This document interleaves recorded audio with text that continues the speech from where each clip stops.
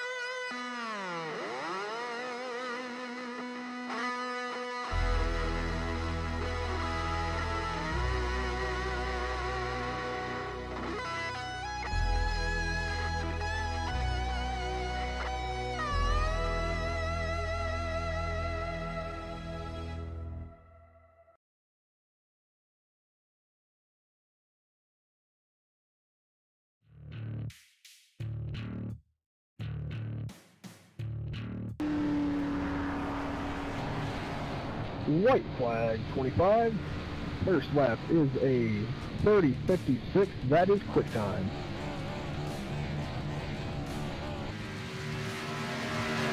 .62 you may roll. 75 the staging.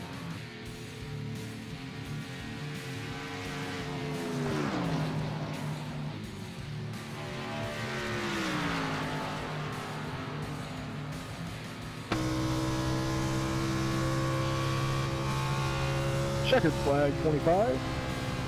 Second lap is a 30.79. Ladies and gentlemen, welcome here tonight. We're live. Kentucky Speedway Grand National Series presented by MotorSim Racing Magazine. And we are doing it big here. I'll jump right up here, man. I got John here up here with me. Can you hear me down, John? I think he's having some little mic issues, about like what I was having the other night. But hey, we're here for the Grand National Series presented by MotorSim Racing Magazine. You know what? We're in the middle of qualifying. You know what I'm gonna do right fast, because I just noticed my banner up there is a lot different. I don't know why, but since we're in qualifying, I'm gonna change that. So we'll be right for the race. 62. Hang on, lap just is a 30.78, getting up for fourth.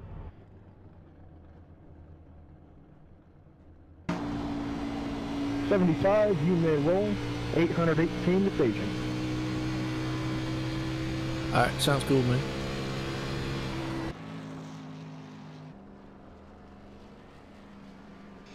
Just bear with me right fast, folks. I'm going to change our little banner up here at the top Checkered flag, 62. real quick. And Second lap. we'll get that right. 31:18. Still 54. Oh, wait a minute, we got the right banner up there. Showing that we're in the Grand National Series, presented by MotorSims Racing Magazine. Green flag, 75. Even though they're both the same thing, hey, gotta make sure you get it right for the title sponsors.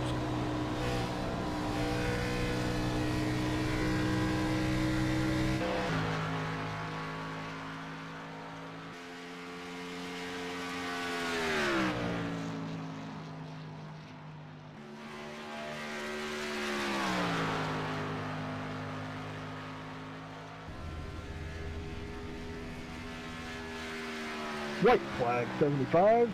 First lap is a 30:58, good enough for third.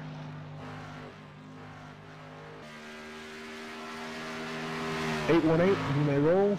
72 to staging.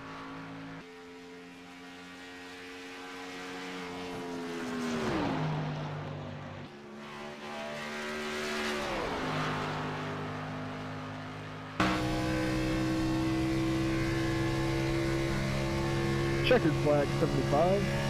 Second lap runs a 30:74.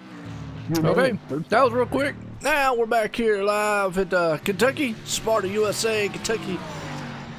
I'm gonna call it Kentucky Speedway. John will be here with us here shortly. Let me know how the stream looks and everything for y'all out there. Want to make sure everything looks good. Back in how I sound and whatnot. Got my mic back in operational form. We got some weather partly cloudy here. We're in qualifying though for the Grand National Series. These boys are putting on a good show. Got 24 awesome cars out here tonight, and hope these guys, man, put on a terrific show here. Give a shout out to our title sponsor there, TN Designs, Racing Designs and Graphics. Check those boys out, TN Designs. They got you hooked up on an awesome paint job.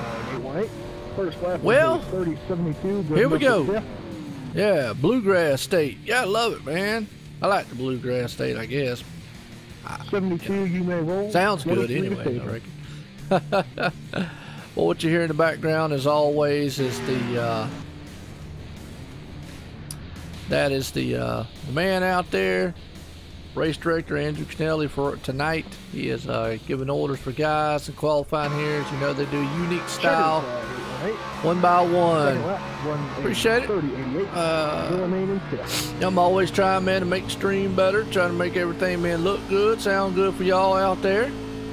So I want everything, man, to flow easy for y'all. You know, I mean, hey, do all this stuff for the viewers, the leagues, and whatnot.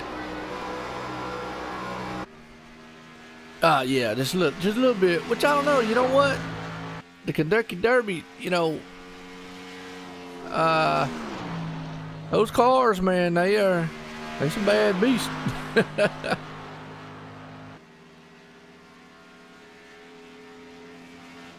White flag, 72. First lap is a 30:48. That goes to quick time. 23, you may roll. 85 to staging.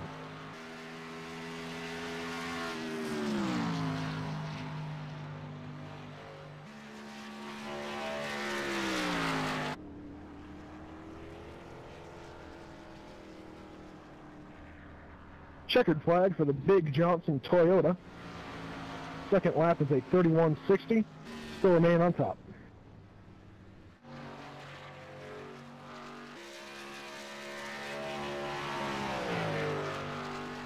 Green flag, 23.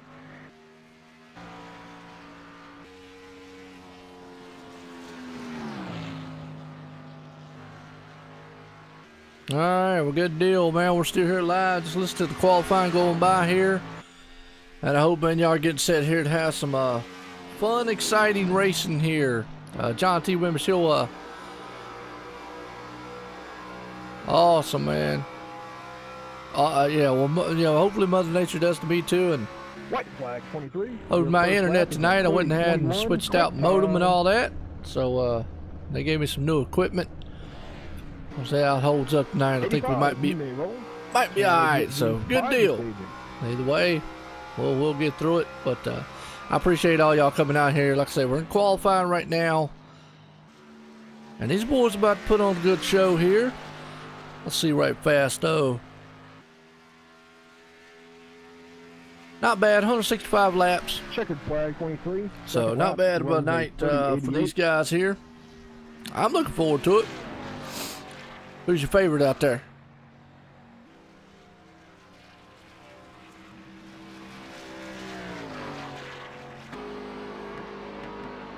Green flag 85.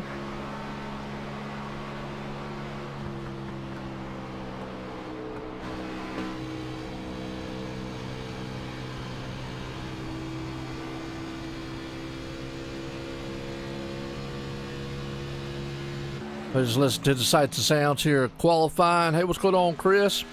Tim, man, John out there in the chat. And we're going to see John T. Wimmis is in the booth here. We'll see, man, if we can hear him. See if he's got his mic issues. Maybe. White flag 85. Carry no time. We got you that time. All right, good. Goodness gracious. Hey, it happens, man. The other night I had to struggle. My mic thing broke on my, what you call it, and I had to switch everything about 30 minutes before stream, so I was scrambling. And I played the Star Spangled Banner, and as soon as the Star Spangled Banner got done, they were gritty. Took about timing. 85.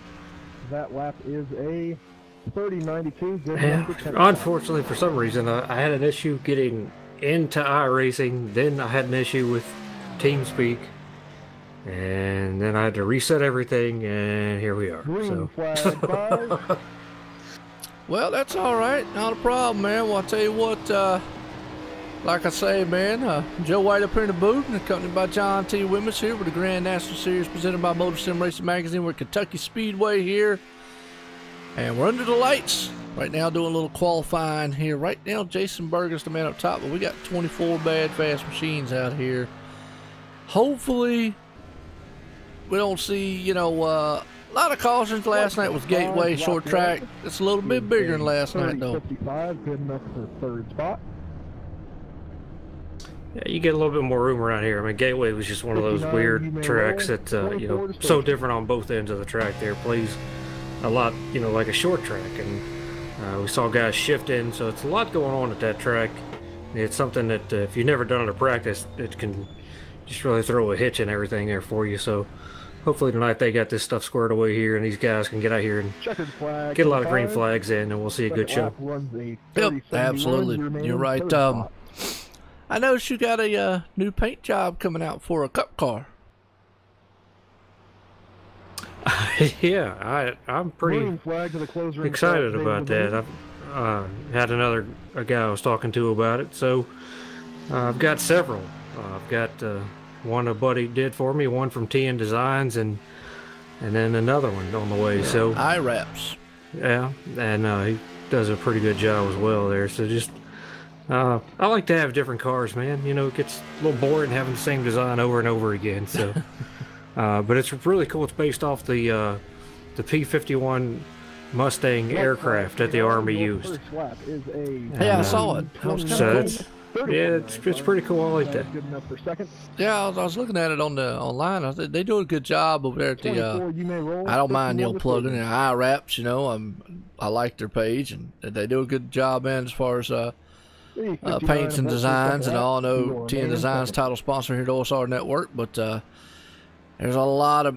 It's just like broadcasters out there. There's multitudes of them, people. So hey, if you don't like me at OSR Network, well, there's Dre Broadcast, Max Speed, All Pro, LSR, Race Spot, etc. So, I mean, sky's the limit. It's just like apples and oranges, man. We're just going to plug everybody tonight. Hey, why not? Why not? Hey, we ain't discriminating. We don't hate. Yeah, well, you know, like with TN Designs, you know, they obviously do a fantastic job. He's done a car for me in my driver's suit and all that, and it looks great. Went with some designs that I wanted to go with, and this one I wasn't sure. I just said, I want something that nobody has done and you haven't seen, and just left it up to him to do, and he did it, and I was pretty surprised by it. So it was a pretty awesome job. White flag 24. Awesome, good deal. Yeah, I've seen a couple of the other paint jobs, and like I say, it's an art form for anybody to do paints out here. I did one for Cadillac, and basically all I did was wrap an image, man, on it and slap my logos and stuff on it. Actually didn't turn out too bad. I threw it up on Trading Paints, and a couple of people, man, saw it, so hey, you know, but it's still, man, what these guys can do, it's amazing. I mean, it's just like anything out there. Hey, you got a talent, go for it. Painting is, it's not my talent, man. No, it's a tough thing to do, and I just don't have the patience for it. So I don't have a problem letting other people do it that really enjoy it and paying them well for their time. And so far, I got to say, with the guys that have done paint jobs for me, and I really enjoy it. And I like to have paints from different guys. Obviously we know everybody can. Some of the guys can do them, and they're fantastic. And I like to, spread the wealth, share the love, let some of these other guys see what they can do, and I've been pretty surprised by it, man. They've all done a great job. Awesome. And that's the way I feel like, and I've said it a million times on the streams. I'm not in a competition when it comes to other broadcast companies. Obviously, me and Dre over there, Dre Broadcasting, I call him Dre, but it's Dave. I mean, them work together, man, quite well. Talk about things, man, try to get things going. I don't talk to the other ones, it's kind of like talk, but still they do their thing, and it's awesome that they do it. And appreciate the viewers out there. I've always said a 1 viewer, million viewer. I'm happy with what I'm doing. Love it. What's going on, George, man? How you doing out there? I see John made it in there out there. So right now we're just in the middle of qualifying, and during qualifying, me and John just let y'all listen to the sight sounds of these cars rolling around here, and then we kind of just talk about things at the track, things that might be going on off the track. It's kind of our time to do it before we get to action here. Green flag tonight of 165 laps. But do want to shout out there, man, to Dre and Dre Broadcast. Definitely check those guys out when you get a chance. Dave and them, they work hard, and we all look, and I say they deserve it. And I do ExtremeMotorsports99.com Cup Series on Thursday night. Well, Dre has started. He will be starting to do the Upper Edge Racing Cup Series on Thursday nights. So that's awesome. He landed that. And along with landing that, the Upper Edge also had a spot on the portal. So not only that's cool, man, on his end. We was talking about it the other day, so I want to congratulate him on that. Success is always a good thing. It's always great, man, when you work hard. You see what you're doing, working hard. And I've mentioned it like here because I'm happy with the success of the channel that I've had. And I know he is too, man, because I know what it takes, man, to get to that level, and I know what it takes, how much work it involves to do it. As my dog over here sounds like he's dying. Yeah, you got a dog making noise in the background. I've got a 1-year-old. So. I don't know what's wrong with him. Charlie over here, he must be like, huh? Like what I said or something, I don't know. But nah, there's not many people out here that would be happy. All right, Charlie, you need to go get something or something there. You all right? You want to talk on the mic? Huh?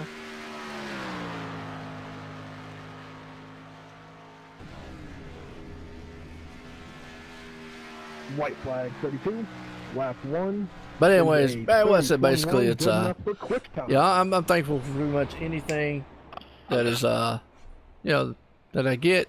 And like I said, I know what kind of work and that is involved. Even to do a league, it takes a lot of work. So these guys, man, I got to commend these guys like the Monday Night Thunder here for the amount of work that they put into in their league, along with Extreme and everybody else.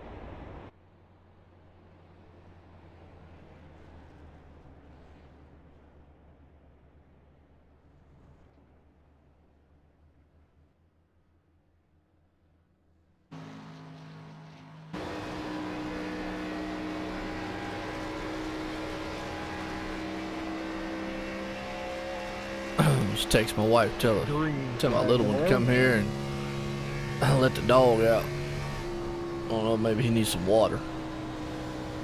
Damn, sorry, we both got a lot going on. Yeah, I just had a whole house full of people just walk in the door here. And not understanding what I'm doing being loud, so I had to stay off the mic. Well, I set my OBS and also I don't have a live mic anymore over here. I've got it all set to push to talk now. Got it set up that way and it's working pretty good, so we're good. White flag to below. Lap 1 is a 31.63, good enough for 18th spot. Alright, good deal. Alright, he came in, he got it. K Hill says got refreshments. Well, I've got potato chips and my Diet Dr. Pepper. I went and seen the doctor today. She said I was fine. And although I about stumbled off the scale, but other than that, and scared the nurse there. She was like, well, you're a big guy to be trying to hit the floor. I said, yeah, it's a long way down. Lap 2 runs a 31.29, moves you up a spot to 17th.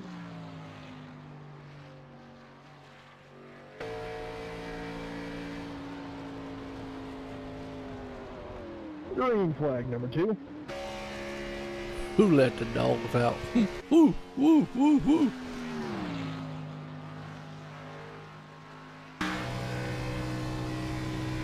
Right now, Ryan Broderick, man, put it on top up there. Jason Berger sitting second. Cody West out there. Davis Richards on fourth. Over David A. Levine fifth. Well, last night was a good race. Short track excitement. Go from short track to... This track's not considered a short track, so to speak. I'd say it's more like a medium-style track. Don't think this is quite a mile and a half. Maybe right at a mile, maybe a little over. I could be mistaken. You definitely get some speed here. As you can see, about 180, 184, 185 before you slow it down.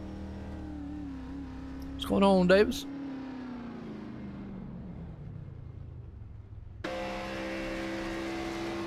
I need to start putting me an ad out, man, for people that want to get up on the mic with me. People that want to get on the mic with you. Yeah. Waylon said he's having some mic issues, and I don't know if he's going to make tomorrow night. So, I guess I might have to break down eventually, man, put a post out there. I don't want to because I'm going to get bombarded, but, you know.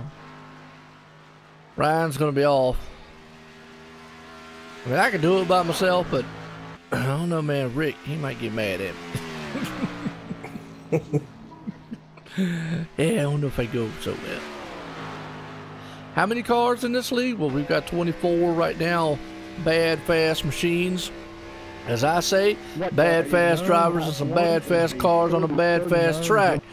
And definitely is a fast track here tonight, man. We're under the lights here at Kentucky Speedway. I'm going to call it Kentucky Speedway. They call it Kentucky Oval, but Kentucky Speedway sounds cool.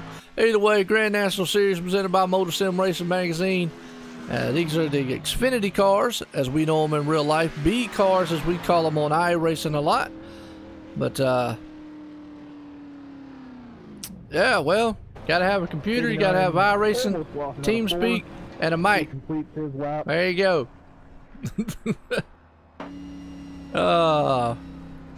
And you got to like to talk. Sometimes, anyways.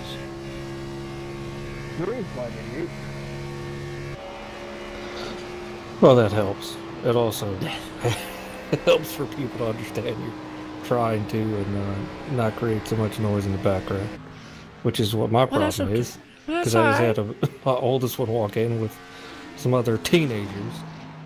Well, tell them to get on the mic. So, you don't want them. Wow, come on. No. Can they hear me? No, I got my headset on. Oh, man. They're probably wondering, like, who are you talking to? My oldest, she knows what I'm doing, but again, they're, teenagers are. They don't care about what's going on around them. They are only concerned about what they're trying to do. So. Yeah, well, I've got a 22-year-old, so yeah, I feel you. Well, Ryan Broderick sitting up here on top right now. Looking good, but we only got about 3 or 4 more cars.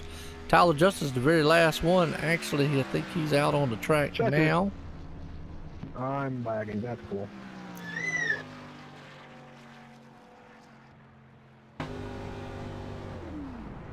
John out there. True story. I sometimes imagine it was you, Joe, and I called a race. Okay. Green flag. Well, don't feel bad. I've sit there and called a real race before, turned the sound down and went and started doing it. So I either am daydreaming or really just sad, possessed or something. I don't know. Yeah, we got the 7 car here, and then Mike Bruno will be the last one to hit the track. Yep, absolutely. And Tyler just put himself in the wall. Flag 7. First lap is a Absolutely. no time. 19 car, you may roll. Did you say Tyler put himself in the wall? He did. His first lap, there'll be no time logged for that coming off before he got up in the wall. So turning for his second lap now, and the 19 is rolling now to get up to speed for his first lap. Absolutely. What's going on, Tracy, out there? We know who Tracy Lawrence is. So we got, yeah, it looks like he's going to be in about the top 10 there, because that first lap, like you said, is not going to count, and we know you're going to need 2 good solid laps here to get that thing around here. Looks like Ryan Broderick might hold off. Well, Mike T. Bruno's yet to pull his lap off either. Or his lap. Yeah.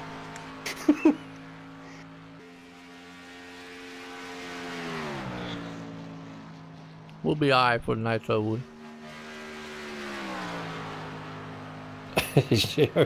Having a rough start, man. I hate when things happen. It throws me off, you know? No. Oh, man. Goodness gracious. Good enough for team design. That's it. Takes it to the pole. Yes, he does. That number 19 looked good last night, too, in that gateway race there. Had a good battle to the end. Wound up third right there, but he did take it to the pole. And I think that's... Congratulations to Mike T. Bruno on taking the team design pole. So you can go whenever. Thank you, Adam. All right, folks. Well, tonight, man, we're live here. Kentucky Speedway, Under the Lights Grand National Series presented by MotorSim Racing Magazine. I'm going to tell you what, Mike T. Bruno putting it up there with that Sim Spec PC machine in the number 19. You got a copy out there, Mike? 10-4, Joe. I got you, bud. Well, I'll tell you what, look bad fast out there, and I always say bad fast drivers and some bad fast cars around bad fast tracks. And tonight's no different as we're into the lights here. I just call it the Kentucky Speedway. Kentucky Oval, either way you want to look at it. But you're looking good out there. How's the car feel? How's the track looking? Not too bad. A little tight. I'm hoping we can get some long green flag runs in tonight, you know. Do a little better than we did last night, and hopefully bring us home first. All right, well, good deal. I'll tell you what, we got a lot of laps out here. A little bit bigger track here tonight, guys, so not so much of a short track here, so you got a lot of room, man, to give and take, man. Take it a little, too wide and whatever you need to do here, so good luck, gentlemen, out there. Like I say, it ought to be a fun one. See you at the end. All right, John, well, I'll tell you what. There you go. He's looking pumped up and ready to go. Excited about tonight. As got him excited about it too. I like Kentucky. I really like this track. Actually, it was one of the first tracks that I won an iRacing race on, and official wise. So I've run a multitude of laps here, and tires can become a factor if they get some long green flag runs here. Yeah, they definitely are, especially with this car right here, and not knowing how to set that thing up still. I know some guys are still all over the place trying to figure it out, but the biggest thing with this car is just trying to take care of the tires there and not get it sideways. And yeah, as we talked about last night, you get a little sideways, get that thing spinning the tires there, and you can really have yourself a handful in no time. So just got to keep the thing all four, keep traction, get it rolling a little bit. And I believe here we'll see some guys run up to that high side there and see how that works out for them. Yep, absolutely. If I remember correctly, like I said, now it has been a little bit before I run here, but I run a lot. Eventually, you could start off on the low line going into 1 and 2. Eventually, you're going to take it up maybe a lane. After a while, as the tires do wear out, it will start to push out to that wall. Can get a little wiggly on you. 3 and 4. It's more like a long style sweeper. It reminds me of Michigan almost here. But usually kind of go in, like I say, a lane up, and then obviously you go up to that wall. We'll start seeing some guys drift up there. At first you can keep it down low. Obviously good tires, you can stick that thing, but over the course of a run, tires, man, will fall off here. This track's not very kind to tires if you get 10 to 15 laps on them or more.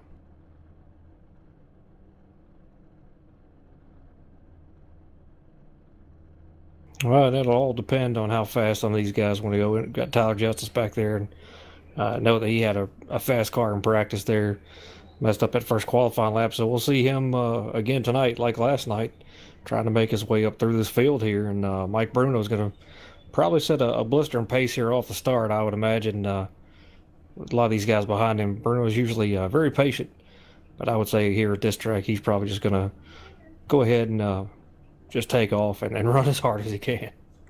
Yeah, absolutely. And that's the thing you got to look at. And two, again, if we, this track can eat up guys that want to get out there and run real hard, because like I was saying, if we get into a situation where it's a long green flag run, when I say long green flag run, we're talking 20 or more laps, they're going to start feeling the effects of those tires. So if you go out there and try to set blistering times right off, then hey, you probably, the guys that are saving tires, we'll start seeing them come to the front at about that 20 or more mark. From that point, you're probably going to want to come in for a pit stop. I'm going to say around the lap 30 to 35 for some tires if you can. Some guys might push it a little further than that, 40, 45 laps, because I think the official race here is actually 50 laps, if I'm not mistaken.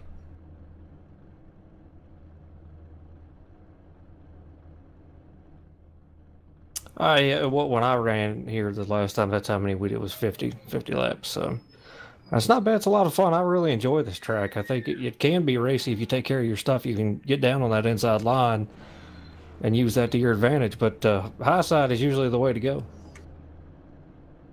Yeah, absolutely. Well, let's get our grid in order here because we're getting set to go back green flag racing here tonight.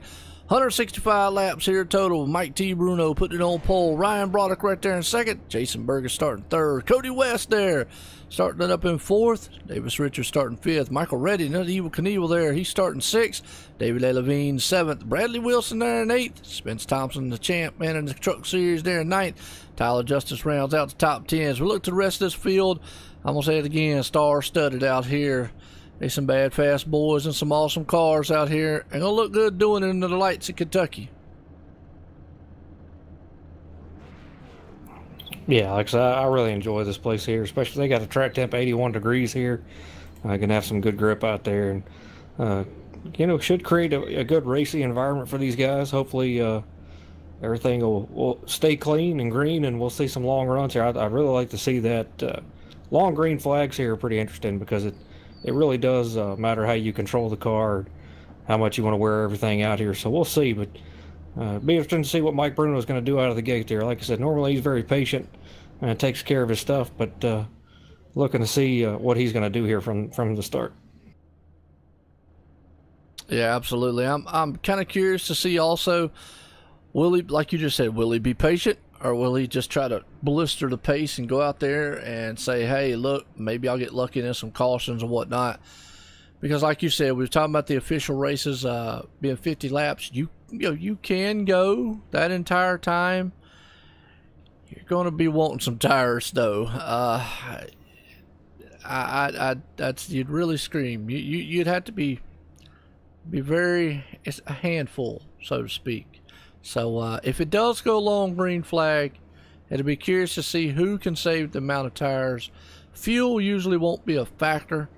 Could come down to a fuel mileage strategy depending on when they make their pit stops, but usually won't be like a factor as far as like how the race outcome is. But and we'll have to see, man. It all depends on how this race pans out. I need to get back in my groove doing calling these races like I've been and quit analyzing them too much. That's starting to bore me. It's starting to bore you. It's pretty bad. You know me, man. I like to get out there and talk about the side by side, man. And here they coming out of the turn and all. But no, but you know, all kidding aside, because we're about to go green flag. But I call the race how the pace of the race goes. You know, and if that's how the pace of the race goes, then yeah, I think that's the unique thing that we do here is we kind of call it as we see it. As right now that pace car's coming out of turn 4, so here we go. John, we're about to get set here. Pace car's in. Here we go. 165 laps here. Pure mayhem tonight. Hopefully no mayhem like last night. But on Mike T. Bruno, we're going to see what he does as he hammers through the gears. He puts the pedal down to the floor, takes off. Old Michael Redding gets a good jump out there with him. Cody West is right there behind him, so they're fanned out, man. Single file up front, 2x2 low on the backside. Now, like you said before, they got plenty of room here. They can get done here 2-2, even 3 wide at times. Absolutely, see it right here going down the backstretch. Everybody's all over the place, had that 32, and Ryan Broderick up high. Bruno fights back on the inside there, gets a good run on that bottom. Oh, we got a big wreck in the back. Yes, we do, man. The number 51 slammed the wall also. I saw that. Don't know who started, but I do know Davis Richards got involved with it. So we'll go back on him. That's another thing I'm going to say. Here's another unknown that we know or we've been talking about is the fact of the setup here. Might be a little unknown. Right now, these guys on new tires, you can put that thing anywhere you want. Low, high, side by side. And we're seeing right here, yeah, Jason Burgess right there. Got a little bit in Cody West. Cody West coming the road. Oh, David Levine in the wall. Davis Richards right there, wrong place, wrong time, got smacked. Just doing them big pile-ups there. Everything can happen real quick. But like we were talking about earlier, John, new tires. You can try to put that thing in the inside, and it will hold for right now. After a while, though, that inside line is going to get a little sketchy, and I'm going to say it's going to take at least 15, 20 laps for that to happen. Yeah, it does. That right there is just a product of getting up and going a little too early. So, yeah. Man, we got, quite a ways to go. We got 165 laps here, and yeah, patience. Right, and that's what we was talking about before. It's going to be some good racing, folks, because these cars, time-wise, between each other, are so close here. But not only that, when you're on new tires here about this track, you have so much you can do. You got guys that'll go low, guys that'll go up there in the middle side, and you'll be able to pass. You'll be able to take it 2 and 3 wide for a while. It's not like that they can do that the whole entire run of the tires. But for, I'm going to say, the first 10 laps or so, they might be able to just get out there and hammer down on these things. The problem is the guys that do that, they're going to be suffering if this thing goes extremely long. Now, if it goes like this, hey, put it to the wind. Go for it. Well, if it goes like this, we're going to be the people that are suffering. So. We'll see you at about 3 o'clock, folks. Yeah. Yeah, but this is. I think this is a perfect track, especially for this car. And the biggest thing is you have to be patient. And yes, if you feel like Superman out there and you can do all kinds of things, then just imagine what you can do if you save your car and still have grip at the end when some guys are fighting it big time, and they're going to be. Yes. Especially with this car and the way things are set up right now, with the geometry of this car and the new tire model and everything. So, be smart about it and take care of your stuff because, yeah, the car feels great right now and it's so easy to drive, but that's going to flip the script here in about 20 or 30 laps, and you're going to wish that you would have taken it a little bit easier. So I'd rather have a drivable car later on than, Superman's cape on at the start.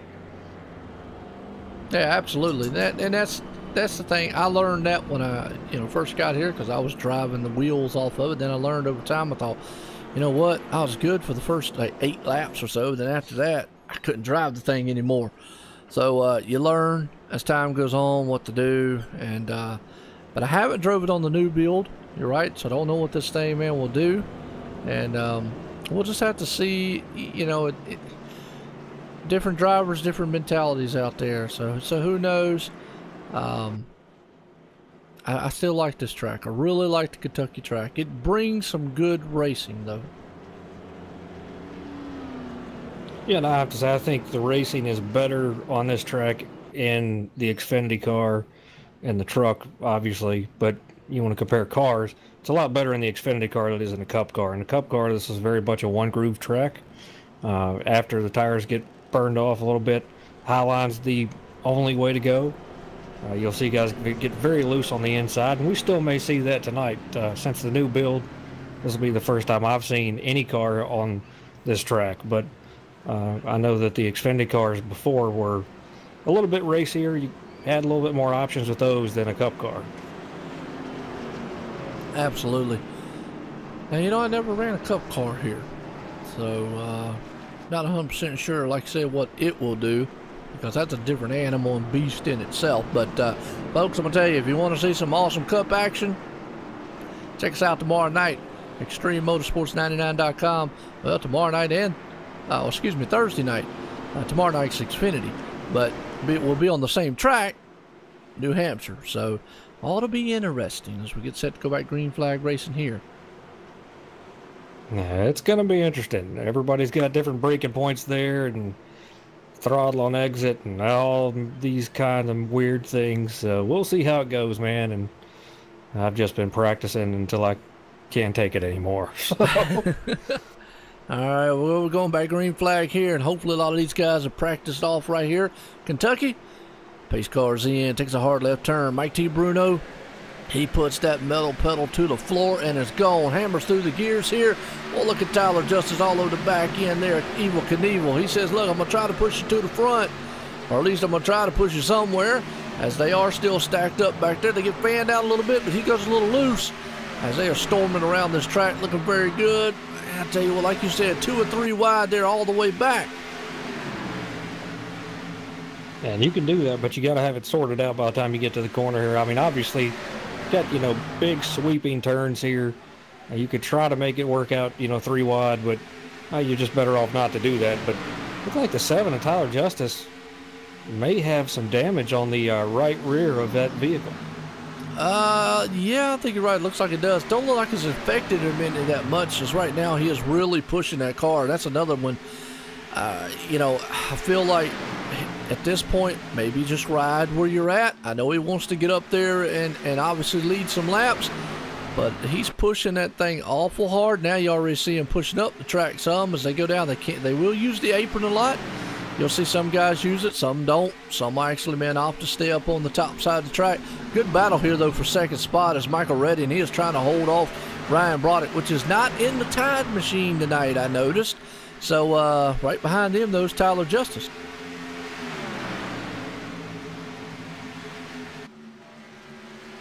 Even you using that Parker Stores paint job for right now, but I don't think that the damage is hurting Tyler right now. Doesn't seem like it's really taking anything away from the spoiler anyway. It's mainly just the quarter panel there. Yeah, absolutely. The biggest thing, too, is, I got to give Tyler Justice credit. He is not pushing the issue. He sees those guys are side by side now. The more they stay side by side like they are, because they are door to door wheeling around here, it's going to use their tires up. He's got to be patient, because a couple times he did look there and could have stuck his nose in there 3 wide and thought better of it. Here comes. Now that, folks, that's not Andrew Kennelly in the 88. It's actually Bradley P. Wilson driving Andrew Kennelly's car here, so they subbed it out tonight. Normally you would say Andrew Kennelly, but that is actually Bradley P. Wilson at 88. Looking good coming up through the field here. Michael Reddy might have run some tires off right there, and that's what we're talking about. You will fall off quick if you tear these things up and start dropping like a rock.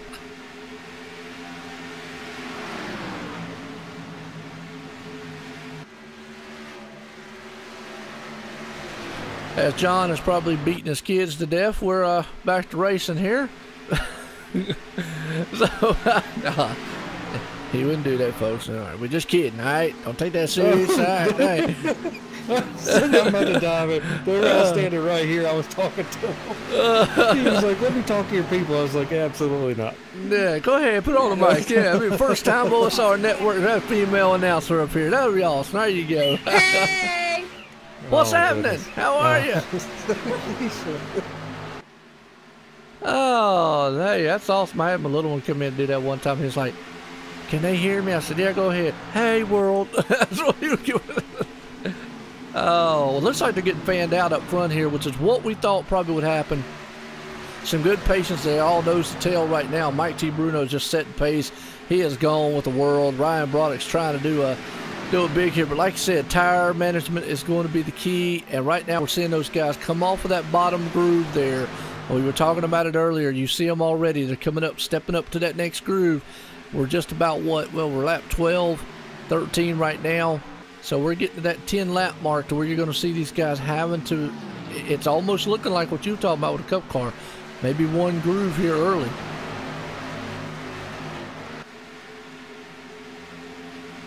And as the tires wear out, that's exactly what you're going to see here.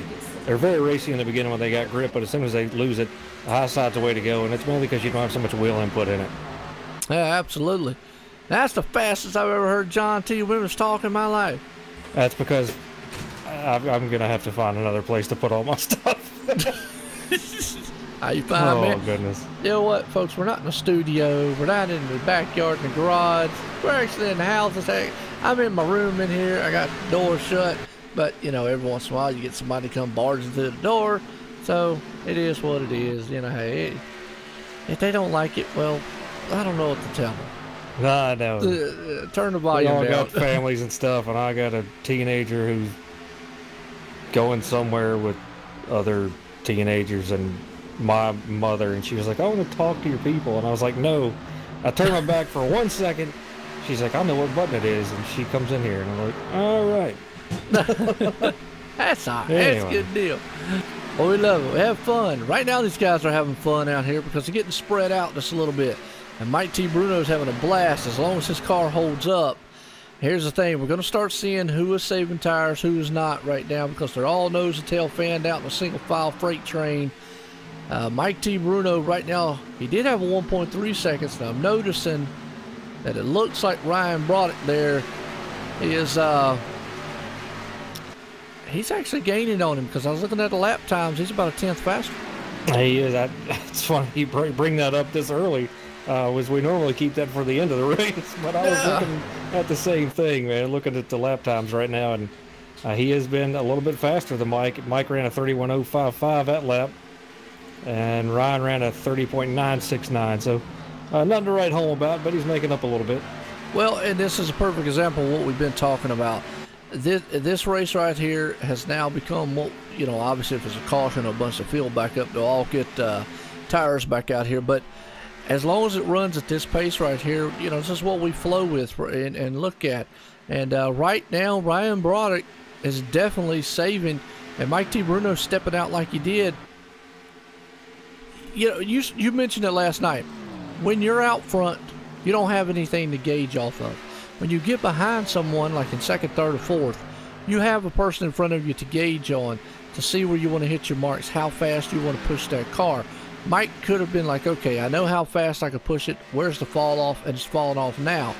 Ryan Broderick, on the other hand, though, he's sitting back there going, all right, I'm saving my stuff. I'm slowly but surely catching him. And he is catching him slowly but surely. Yeah, he definitely is. Right now, man, we've got a great battle for this 5th, 6th, 7th spot here between Spence Thompson, Sawyer Ott, and Brad Wilson in that 88. They were all side by side, but now Sawyer's gotten around the 88 and going after the 89 here.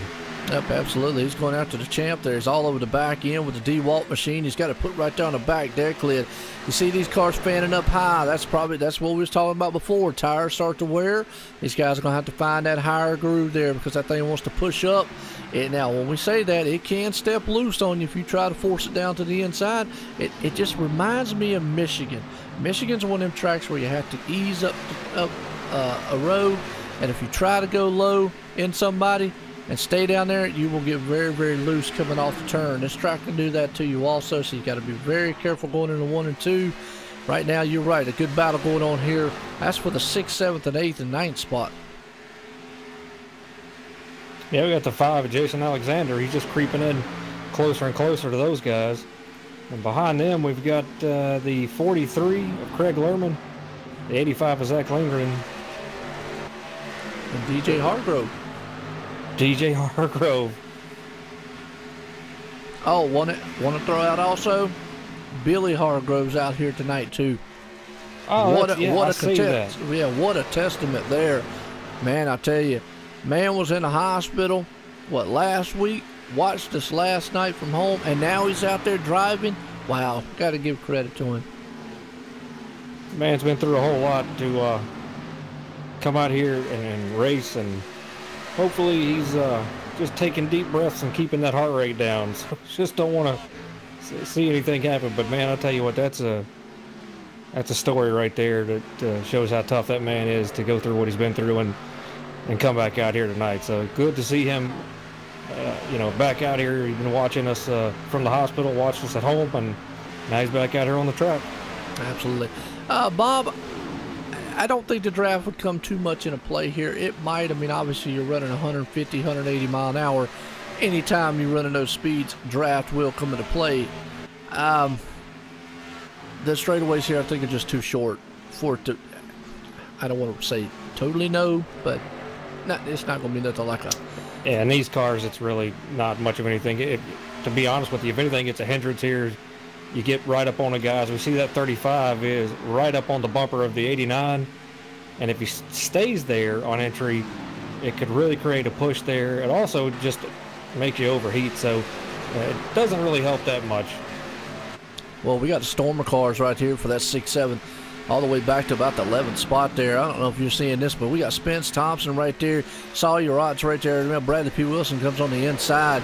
These guys are stacked up. Now we're starting to see the guys saving tires coming through the front here. DJ Hargrove's in the mix there. Just a slew of cars. They're almost 3 wide coming down to the turn here. Spence Thompson's just trying to fight that 89 out front, and Sawyer Rotts on the outside. Here comes Bradley Wilson. You just saw him get loose there. That's what we was talking about, loose on the inside. Yeah, and Sawyer has a really good exit coming through 3 and 4. Coming off of 4 there, it seems like he's had the speed there, and 89 would just slow him up a little bit, but the 89's better on exit coming off of 2. So these guys got to get this sorted out as they're almost 3 wide again. Yeah, they about took it 4 wide right there. You can do that here coming down the straightaway. I wouldn't advise it, but if you're going to do it, better get it settled before you come into turn 1, because it's definitely not going to work going into there. Even 2x2 at this point, there, which they are right now, is going to have to be very careful coming out of 2. But right behind them, new guys been putting on the wind. Now they're kind of business picking up a little bit here around that spot. Still, Mike T. Bruno's got a 1.1 second lead out front, along with Ryan Broderick right there in 2nd, Michael Redding 3rd, Tyler Justice sitting 4th, Jason Burgess 5th. But right here from the 6 on back, these guys are about to mix it up big time. Yeah, we'll see right here that Sawyer gets a good drive off here and pulls away.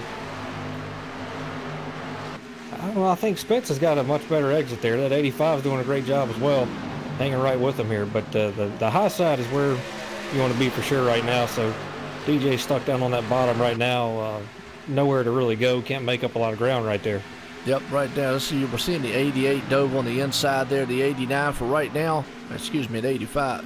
88, excuse me. Yeah. Is that the 85? My bad. They both look the same. That's it. The 88's in this mix here, and the 85 is ahead of Spence. Yeah, they're both are 10 designed cars. That's why got me confused there a little bit. Sorry about that. But we saw him dive on the inside of Spence there for a second.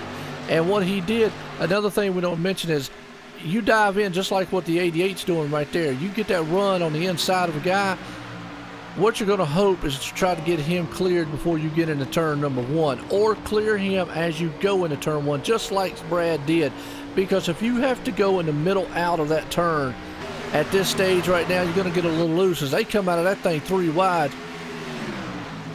It doesn't seem like anybody's lifting. DJ's on that bottom lane right there. See how that works? 25's up in the wall. And now they're back to 2 wide here.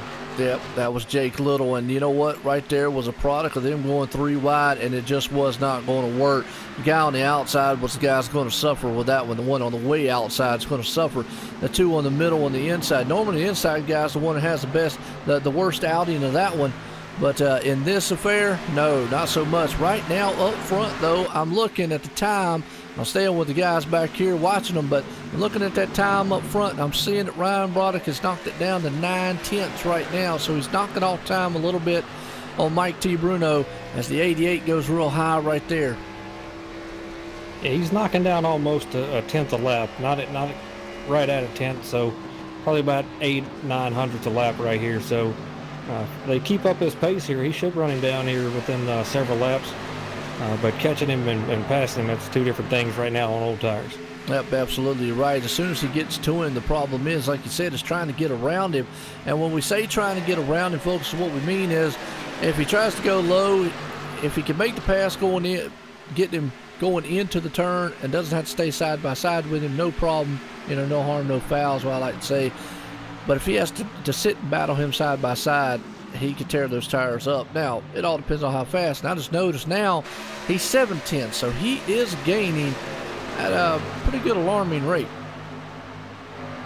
And maybe the old tires are starting to show just how worn they are now for Mike, because he went up there instead of blistering pace, just trying to create a little bit of space there. And maybe he, Mike's he's a very smart racer. He knows, what to do. He creates a plan sometimes, and so maybe this being so early on in the race, he said, brand new tires, I'm going to go out here and just destroy him, just push him and see how long I can make it doing that, and then he'll know where to start backing it up at.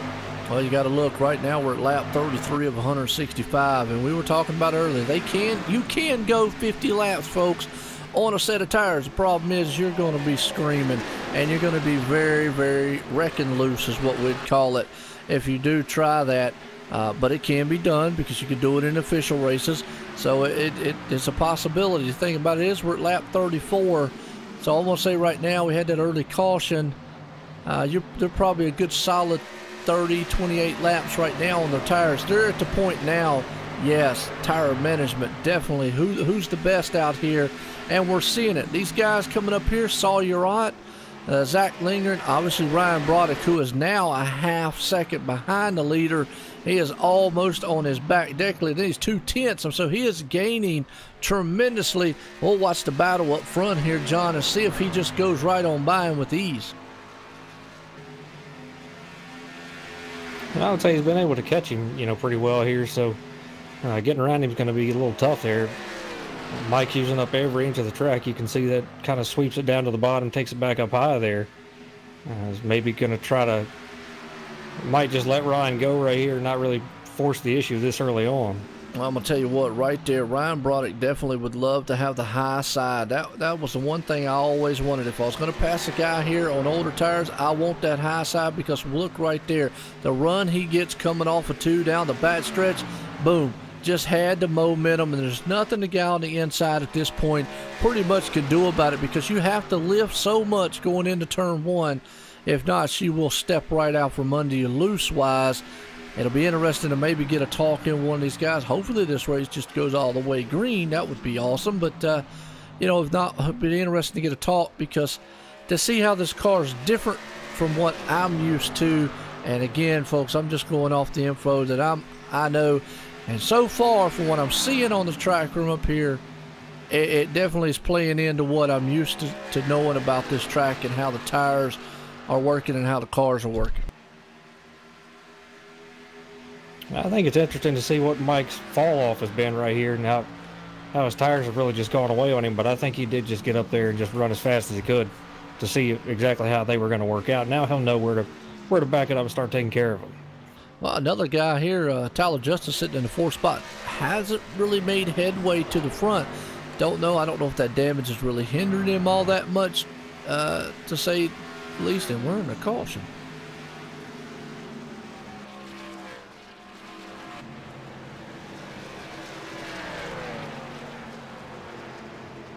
I'm looking. I believe a 23 was involved with that. Yeah, Jason Burgess. Oh, yes, he was. All right, well, let's go back on the 23 here and see what happened on this replay here, folks. I mean, a good long green flag, and these guys, man, yeah, we caught it right there in the middle. Let's go back a little bit further so you can see the whole thing. Good long green flag. run, actually it'll give you a good idea of, say, okay, how long I can go. You're going to see everybody dive on the pit road here and get tires. There's no way you're staying out. Him and Spence Thompson, yeah, they almost went 3 wide right there. Number 5 takes it on the inside, and well, they were awful close to each other. And they went into turn 1. That is not a... Oh, 25 just went in there a little harder than they did. Oh, a good job by the STP car there. As he about just took the whole back end bumper off of him.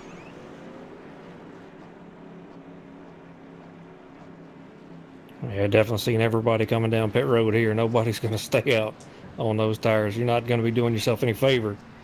And the 32 overshoots his pit, and he's in there sideways. I see that. Well, they're going to let it stand, so... Well, let's see if we can get a talk with him.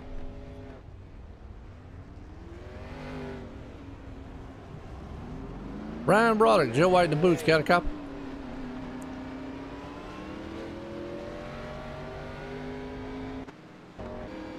Yeah, I got you, Joe.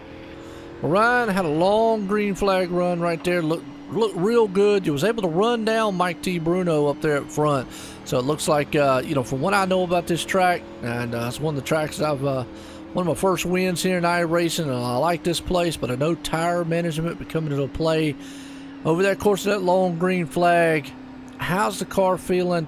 And from my understanding and from what I know here, after a while, you have to play kind of middle to high side and save those tires. So how's this car feeling out here?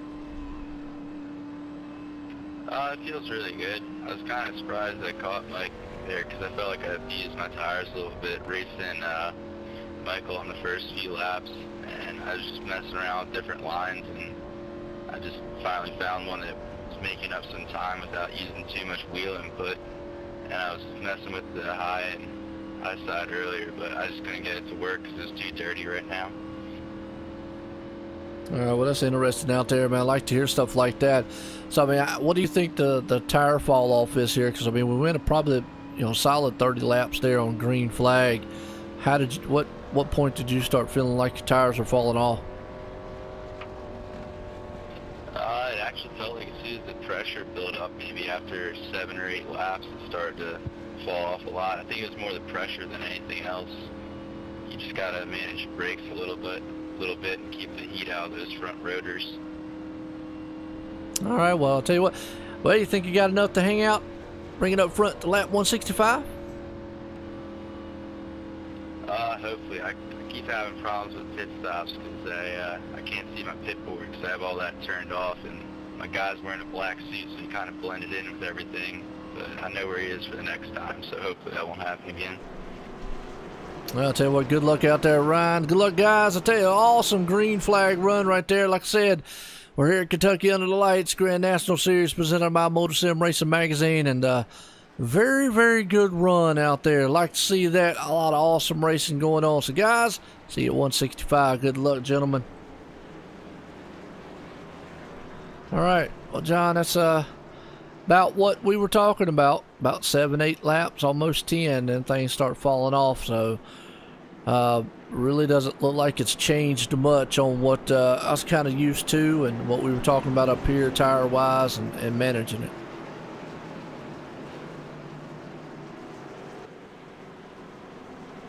That's kind of what we expected to hear right there. Now it's going to be interesting knowing that Mike is up front, if he's going to keep that same pace up or if he's going to maybe take care of his stuff just a little bit longer.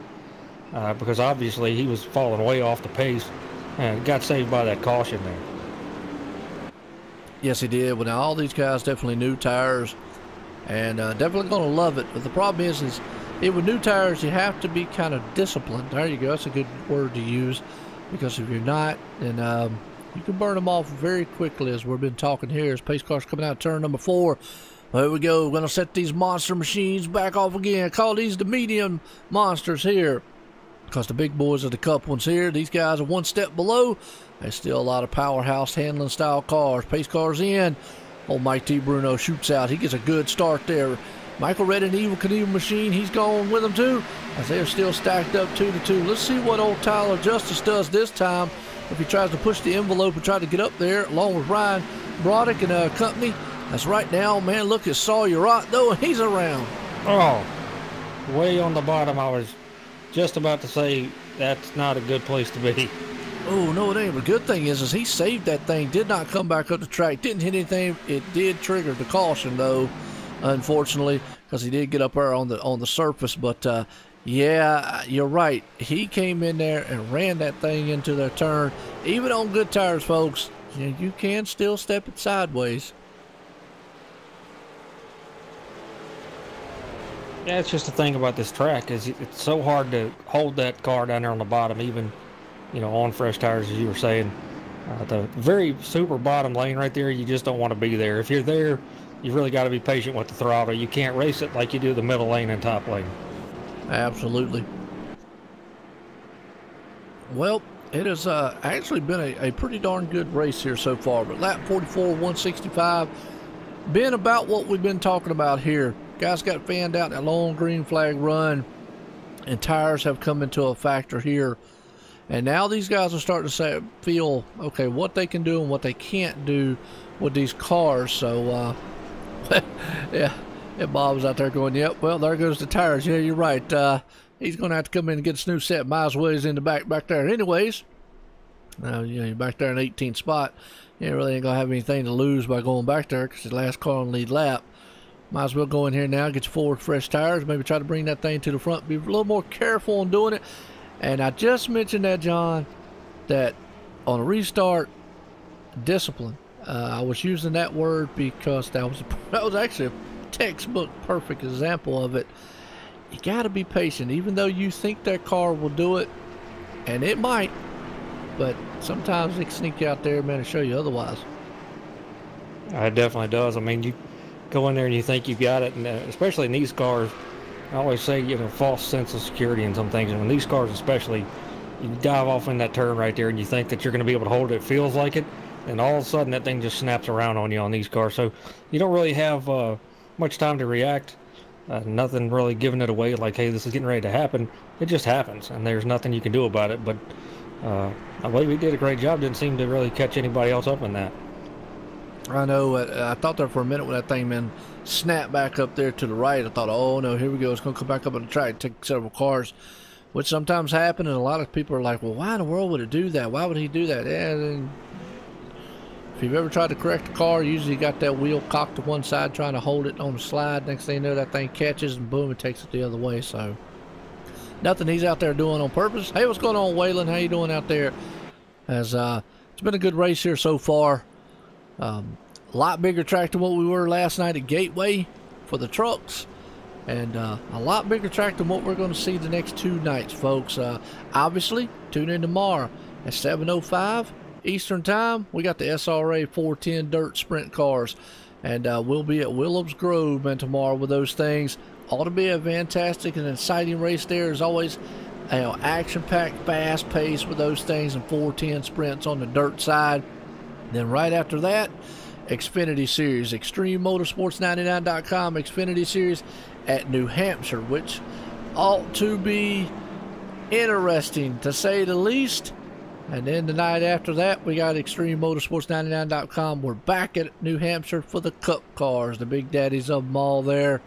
And round out our week of Friday, we got hardline racing into the trucks. So got a good week here left, metal racing, and we still got a good one here tonight. And Waylon, did you get your mic fixed out there?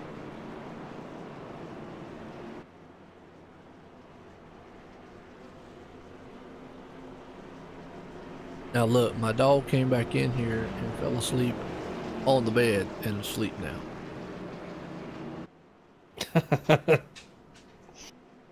Amazing how that works, huh? Oh yeah, mine go crazy one minute and then they lay down and fall asleep the next. Yeah. Well, my little one, I have a Boston Terrier. He had a little sore on his back, and I kept trying to put a patch on it, and so I finally had to get one of those cone things. So now he's running around looking like a little lampshade on his head. And I kept telling her, I said, look, keep biting at it, I ain't seen you to the vet. And so I'm gonna put one of these things on and you ain't gonna be able to bite at it. So leave it on her to a heel. So funny running around with that thing on the head. So I think it's kind of cute.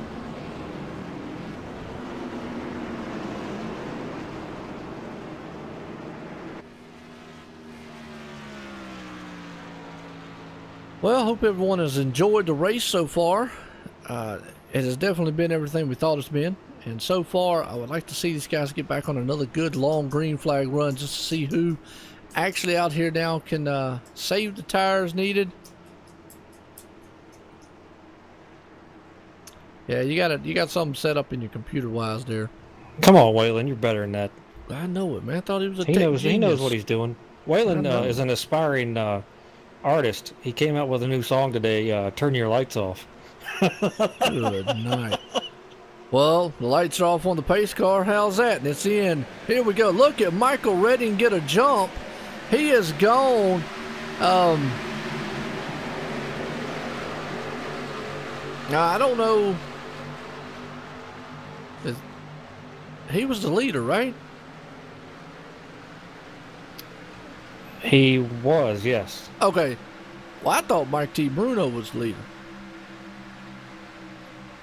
I'm so used to seeing Mike Bruno up there.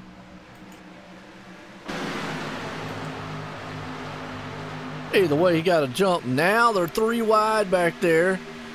I was confused on the start, folks. I'm sorry. Either way, Michael Redding shot out with the Evil Knievel car and got evil with it. Right now, Mike T. Bruno still the man back up front. Here comes Ryan Broderick up there. You got Tyler Justice in the mix. He's coming to the front. DJ Hargrove, look at that number 2 machine in 4th spot, bringing it to the front here. I'd like to see that cat, man, have a good run here tonight and not get into any trouble. Oh, Ryan Broderick almost put that thing and spun it around. Yeah, we got some big action back here behind these guys. They were 3 wide, almost 4 wide in the back. So you got the 25 and the 5, the 2 with Michael Redding, and the 72 with Kenneth Yance starting to get up here in the mix now in the top 10. Yes, he is. Kenneth Yance trying to move it up there. He's in the top 10 right now. You know, Just Christie's happy. Boy, Tyler Justice tried to power himself around that number 32. Couldn't get the job done. Here comes DJ Hargrove putting a hammer down. Got my old Zach Linger. The man's lingering around with TN Designs on the hood there. He's trying to bring that thing to the front. He's on the outside. Got the preferred line going to the 1. Is he going to be able to hold it up? Here's there, side to side, door to door, coming out of 2, coming down the back stretch here. Good battle, but look behind him. Davis Richards been on the bounce back.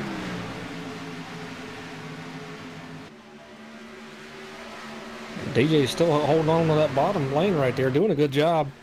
Not what I would expect out of that bottom lane. The top lane usually has a big momentum right there. As you see the 85 pull ahead of him right here down the front stretch going into 1. 24 will be able to fight back on the inside here. Might have a good drive off going down the back stretch, but coming off of 4 is really where you get a good run. Yep, right there. You see that high line's where it's going to take where it needs to right there. Coming off of number 2, he's going to have to get off the throttle, and that's going to bring Davis Richards to his back door, and it does. And look behind him, Jake Little, and we're under caution.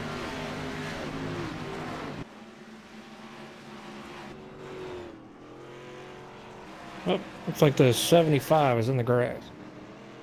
All right. 75. Terry Perry Mason, he's out there trying to investigate what's going on with the weeds tonight. Oh, it was a 23 car that got involved first, and Terry's just an innocent bystander there.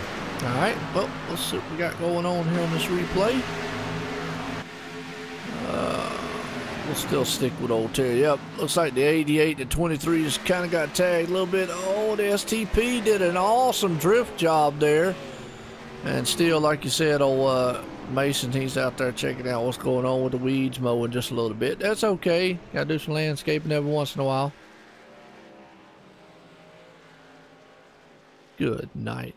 Did you read what he put out there?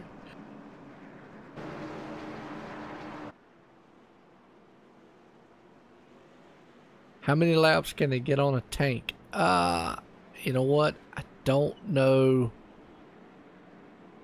I don't know the percentage of fuel here. I should, but I don't. I know it's going to be more than 50 laps. It's way more than 50 laps. The tires will drop before the fuel will here.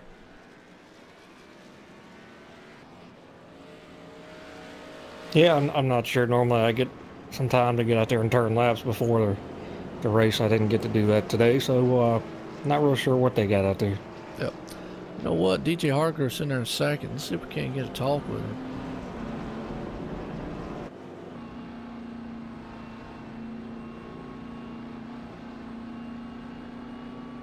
DJ Harker, Joe White in the booth. Got a copy?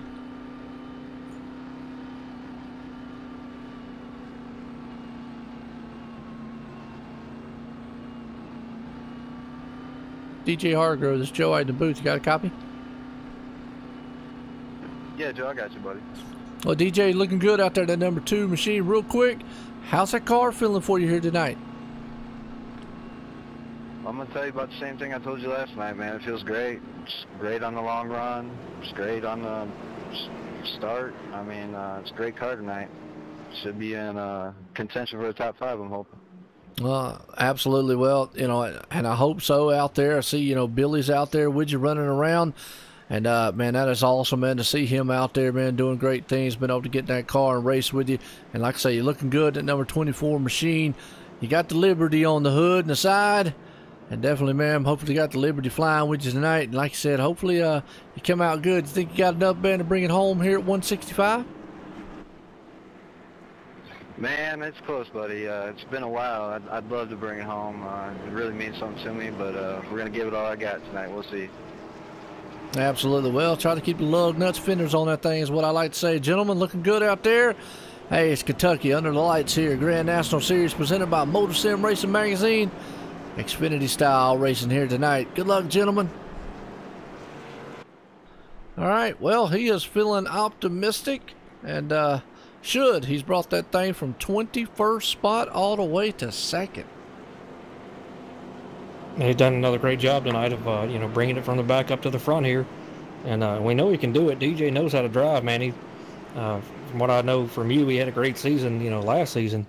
Just hadn't been what he wanted this year so far, but he's had some really good runs here. Just like to see, you know, more consistent runs up there in the top 5.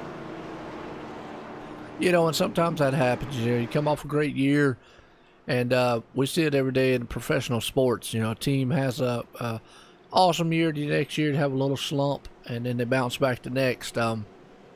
We still got a long season to go here. He's got a lot of time. Chase doesn't start till around about September anyways, so definitely got some time to make it into that, and it's going to be interesting.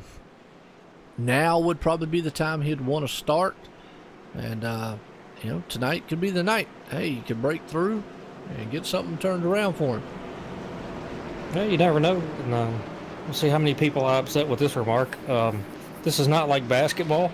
So when you have a team that's destroying you, you can't say, hey, I want to go join that team now because I can't beat them, so I may as well join them, as we saw KD do when he went to Golden State. So in racing, it doesn't quite work that way on here. You're out there and you're the one in control of it. You know, yes, you can work with teammates and share information, but end of the day, you're the guy that's got to get it done. Yep, absolutely. And when we go green flag, I'm going to have to ask you who KD is. Kevin Durant.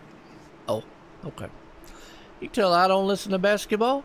I'm a football guy. So, with that note, we're about to set to go back green flag racing here. Ryan Broderick's out front, and he has been able to bandage some good tires, so we're going to see what he can do out here. DJ Hargrove's going to be right there beside him, so Ryan's going to control this field here. Pace cars in. Green flag's out here, folks. Going to be lap 57, 165. Going pretty quick here. Like I say, only had a couple cautions so far tonight. Had some long green flag runs. Ryan Broderick gets a good jump out there. Now would be the time, and as we say that, Mike Bruno and the 25 just got together. Oh, and collecting more cars. Kenneth Yance gets involved. 75 gets involved. Yeah, I hate when we watch this replay here. This looks like a case of just spotter just did not tell the 25 was down low. So we're going to watch this replay right fast so the viewers will be able to see. I see the number 7 spun his tires. Yeah, the 19 just it was almost like he thought he was clear. Oh yeah, 72 just came right up in there and wiped them all out.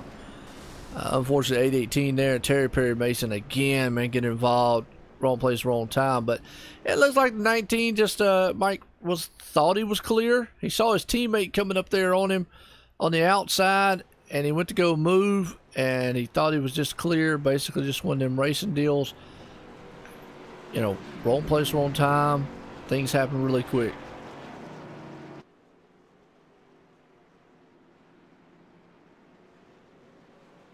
And that gives us enough time here to talk to old David A. Levine.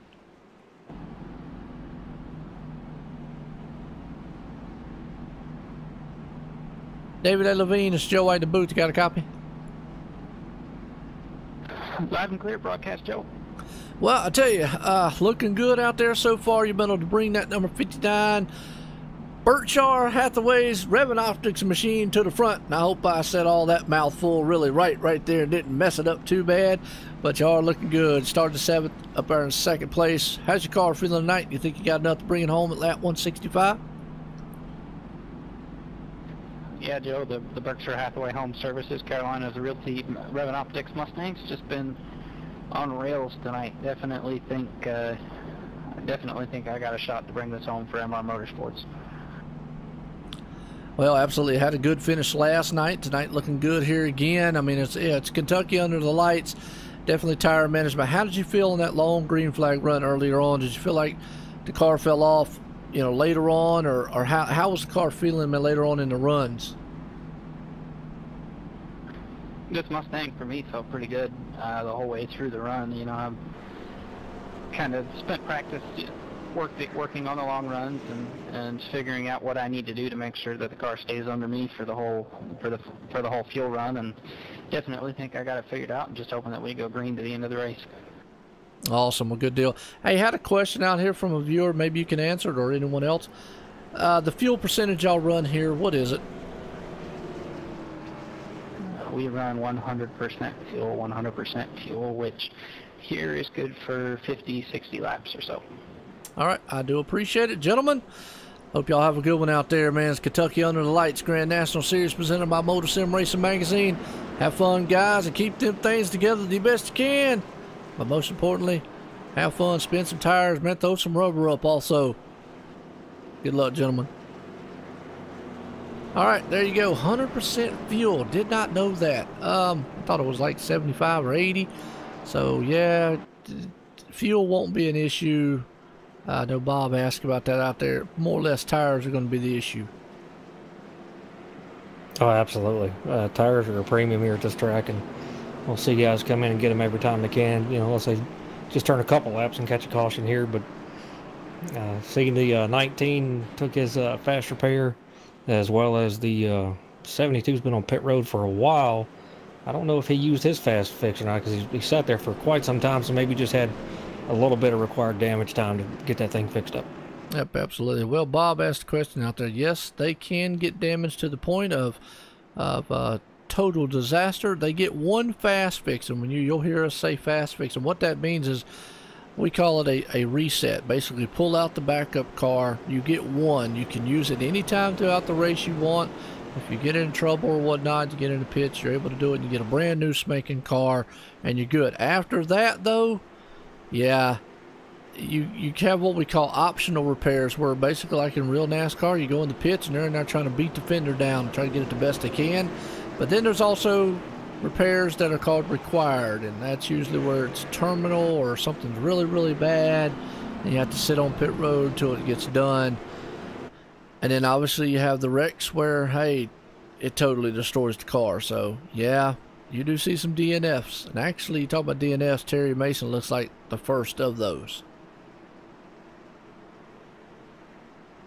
Yeah, he is. I was looking at Billy Hargrove. His car has been on pit road for some time now, as he's 30 laps down. Not sure what happened to him, though. Not sure, but we do know he just came out of the hospital, so probably just out there trying to run, have some fun, trying to get his mind off of things. Don't blame him here as we get back set to go back green flag racing. That pace car is going to duck down the pit road here. And old Ryan Broderick still out front with that 32 machine. David A. Levine sitting in second. Ryan Broderick gets a hammer down there. Boy, stacks up the inside. He spun the tires, and so did a 51 there. Had to get that thing checked up, got it right. Went all the way down to the apron there a little bit. I think Ryan Broderick spun those tires up front, stacked the inside up some. But they went pretty good start there. Nobody got hit. But, man, look who's coming to the front. Here comes that 7 and coming to a hurry. Yeah, it looked like 51 got hit from behind before they got started. So what made him spin them was getting hit from behind. Yeah, well, Ryan Broderick spun the tires up front on the inside and jacked, pretty much as we say, jacked up the whole inside lane, and everybody behind him went. Ryan spun the tires. Obviously, he couldn't get going, so slowed him down, and that's basically accordion effect. We've seen it many times. But boy, look at that 7, power to the front. We've seen this picture many times. Movie played out all the time here. Ryan Broderick's going to try to bring that thing back. Look at the run he gets coming off the turn. If he can get that high side back on him, well, this is a battle here. Now we're going to see if Tyler Justice what he's got. Last night did a wonderful, magnificent job at Gateway, held him off, and was an awesome race. We'll see what he can do tonight here at Kentucky. Yeah, that's a guy right there you hate to see up front if you're a competitor, is that 7 car. As you know, put him in a clean air up there where he can really get some things done and pull away from you. That's not what you want to see as a competitor. Absolutely not. Well, the 4th place right there got a good battle between DJ Hargrove and that's old Zach Linger. The man lingering around, we're under caution. Got the 25 off the track down on the grass. Oh, Jake Little. Well, Little's he's having some big problems, not little ones tonight. So he would definitely like to have a few less. I know he was involved in an incident early on. He smacked the wall earlier on, kept it up there. Mike T. Bruno's on the inside. They're door to door right there, coming on a turn. He just lost it. Oh, and Mike Bruno, good job. Almost could have took him out. Wow, so spun out just a little bit. And speaking to Devil out in the chat, look at that old Dre's out there. Dre broadcaster, man, was talking about him up earlier on. The man's going to be doing big things on Thursday nights with the Upper Edge racing there. He's gated to the portal again. Hey, folks, y'all need to go check the man out. Good guy, Dave, and them boys over there. Do good things, man. Appreciate, man, it all, man. We sit over there and talk. I see you got done. Y'all's race ended early. Wow. Yeah, they got to give a little credit to Jake Little there, knowing that he and Mike Bruno had an incident. Looked like he tried to go up the track a little bit and give Mike Bruno a little bit more room, and just got up there a little too high. Probably tried to turn the wheel back left and just got loose on him. Yep, absolutely. Well, tell you what, it's a good race so far. I mean, for the amount of, we've had 6 cautions so far, but we did have the one long green flag run. We just kind of had, cautions breed cautions. Guys need to get back in that mentality groove, settle down just a little bit, and, hey.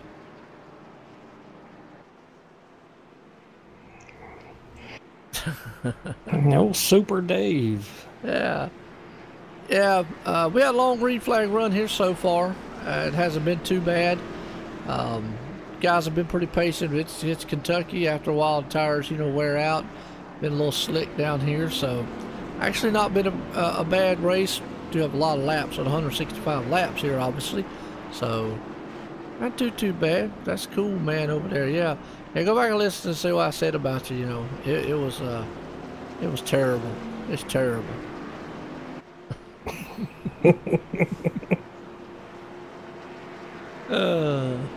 Make him wonder now all race, No, he probably knows better than that. It's if there's one person, at least in this booth, that doesn't bash anybody, it's Joe. So.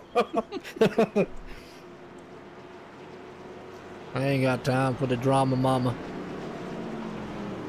You got enough of that in real life sometimes. I'll tell you. But league racing brings it out in you every once in a while. But tell you what, these guys here in this league, they've done a great job, man, and just out here having fun again, and just not, don't let the things bother you. Accidents are going to happen. We got a long way to go till November here, so everybody's just trying to be, as clean as they can be, and I understand that we got a long way to go. You might have a bad race here and there, but you can totally make up for it, because every one of these guys, some of them have already had some bad races, some of them are in store for some bad races. So with such a long season, it gives you plenty of time to make up for the bad things that happen to you.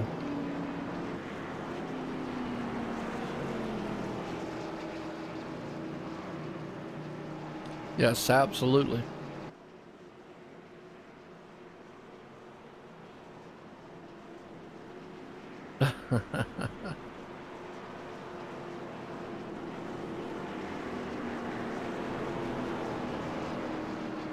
I don't know, Jake. Couldn't tell you, man.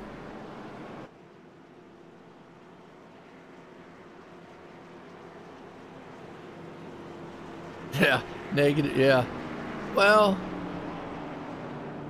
I've made some calls every once in a while, You get wrapped up in the moment, and it is what it is, I mean, I try to give these guys benefit of the doubt. Yeah. But it has been a good race here so far. I mean, I've enjoyed it. I want to appreciate everybody coming out and watching. Because we still got 69 here, 165, so we are past the halfway, right? Yeah, past the halfway point. No, we're not. Never mind. No, we're not. No, we're not. No, we're not. Never mind. I said we got to get to 80-some laps. My bad. Joe's good at a lot of things. Math isn't one of those. Oh, math on the fly. Math on the fly. No, that's my wife for you. That's a walking calculator over there. Woo. Yes, I do. Yes, stream 7 days a week here. I love it, and this is awesome, man. I love doing the broadcast of these races. Everybody knows the story. I've said it a million times. I just do it because I love doing it. So, awesome.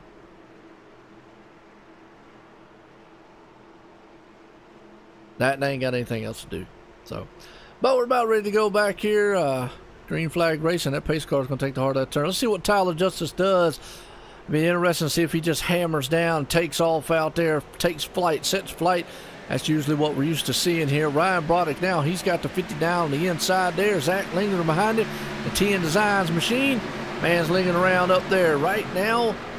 Look at that. Tyler Justice, he hammers down and takes off to the front side. Think about it is, Mike T. Bruno did the same thing. Ryan Broderick was able to run him down on a long green flag run. Yeah, Ryan's going to stick on that high side right now with those tires and see how this is going to work out for him. Ought to be able to run up there. But it'll be interesting to see as we see more guys now running that high side, trying to stay away from the bottom here. Yep, absolutely. You're right, man. More guys staying on the high side. Trying to save the tires right now, though. Tyler Justice is laying down some pretty bad, fast times out front to see what that car will do. Behind him, they are spanned out too wide, single file back there, looking very good. And Jake, you said how long are the stints on the tires and fuel? They could probably go a solid 50 laps on tires. Way more, a little more than that on fuel as they run 100% fuel here. So anywhere between 55, 60 some laps probably on fuel. Fuel won't be the issue. Tires definitely will. You're going to have tires way before you will fuel. So I do race every once in a while. I do mostly broadcast though, man. I might play some other games, but broadcasting is what I love doing. I like getting up here calling this action and watching what these guys do. And with that said, you know what time it is, John? Oh, we have one? We have one. Oh, then that means it's time for the speed cam.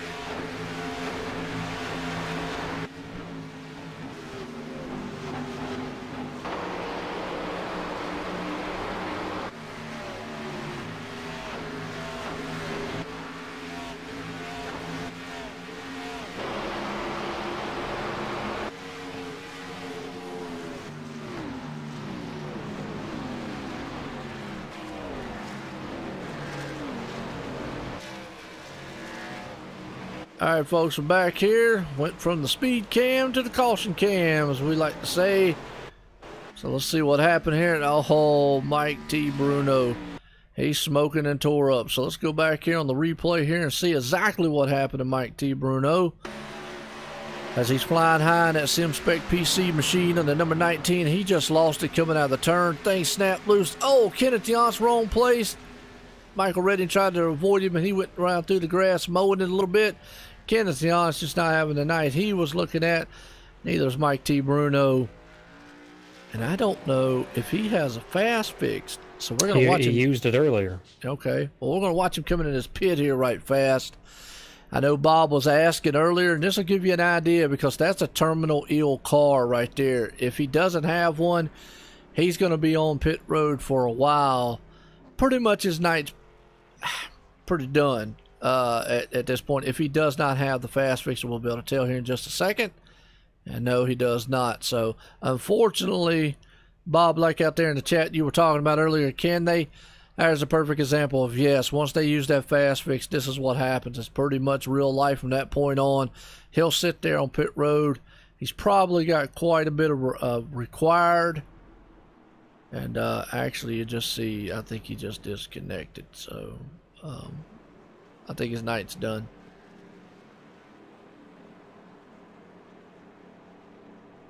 Hate to see that on his end. It was odd how that car just snapped back to the right. I mean, obviously he had the front wheels turned to the right, trying to fight that loose car there. But it's like all of a sudden it got some grip and just turned him to the right. It did, and even your dog agrees. Yeah, he's in that room back here again. I love that room. It's not even a timeout room. It's like a huge living room, but he hates being in there. I don't get it. I love being in a room by myself. What's wrong with him? I know, it's terrible. Oh, man. You know what it is? He hears you out there, and he's like, man, I want to be out there with him. Oh, he doesn't care anything about that. He just knows the door's shut and he can't get out. Oh, okay. All right. Good deal. We'll go with that then. Yeah. Well, David A. Levine's the man up top. Got Sawyer Ott right there. Davis Richard sitting in third. Bradley P. Wilson fourth. Tyler Justice sitting fourth. So, no, not in league racing. This is a league race, so it does not affect any of your I rating or SR or anything like that.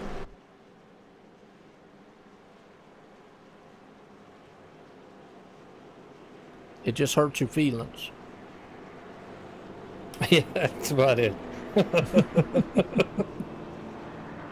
Sometimes that's worse than losing safety or IR rating. Ask John about Michigan. Yeah. No, but then again, ask him about this past Sunday, so there you go. Or ask Gerald about it, so hey, you know, it works both ways.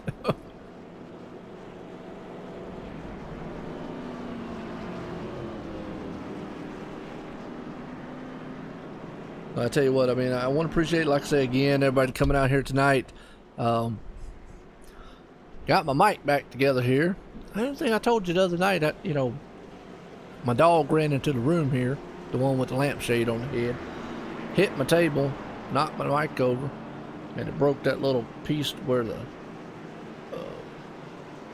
it hooks to the boom. It's got the swivel part.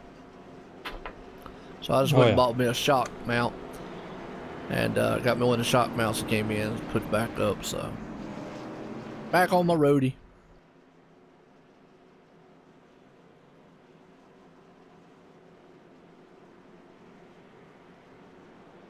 So hopefully I sound better.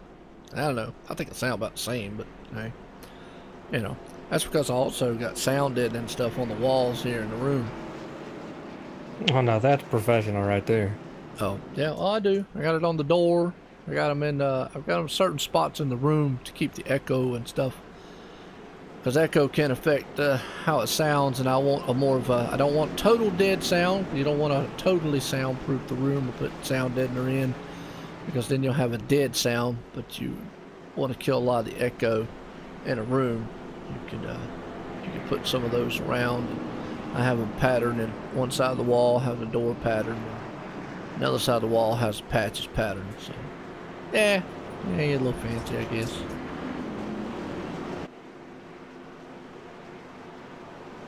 Figured why not.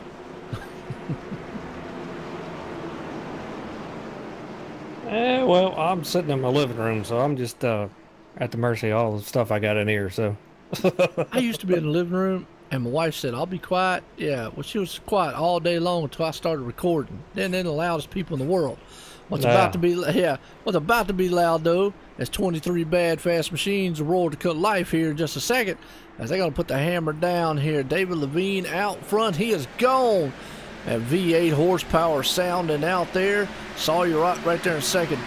Davis Richard, I got a feeling those front runners did not stay pit, because if they did, they only took 2 tires or something, or they had some awesome pit stops, because here comes Tyler Justice. And we say it all the time, if you're on new tires, you got to be very patient coming through the field there, because you don't want to run up on somebody very quickly. yeah, where I was fanning through the field looking at some other things, honestly, I didn't look to see who all had pitted and whatnot. But Tyler's pretty fast up through there right now. But hopefully, he's only got a couple cars in front of him. He'll be pretty patient with them getting around him. It's not like you've got to battle up through the field as we saw him have to do last night. Yep, absolutely. Right now, he's got that inside lane. As soon as he got the new tires, he'll be able to pull it up to the front easily. Which actually, David Levine's been able to hold that outside pretty good right there. But he washes up the track there, and that's just a product of old tires. He's pushing bad. Now they're going 3 wide. Comes Davis Richards on the inside, door to door with the 59. The 7 takes it to the front. Here comes Zach Linger behind him, though. Oh, excuse me, Bradley P. Wilson. I'm going to get them confused all night long. They almost got the same car count out there until I can see the number they're in. Same paint job, excuse me. But right now, David Levine sitting in 4th. Oh, Bradley Wilson right there in 6th. Ryan Broderick, he's the other man sitting in 5th. So they fanned out a little bit here. I got a feeling if they do that, it's going to be interesting to see who's going to be patient here. As Ryan Broderick's trying to come up through that field too. I believe he took tires also.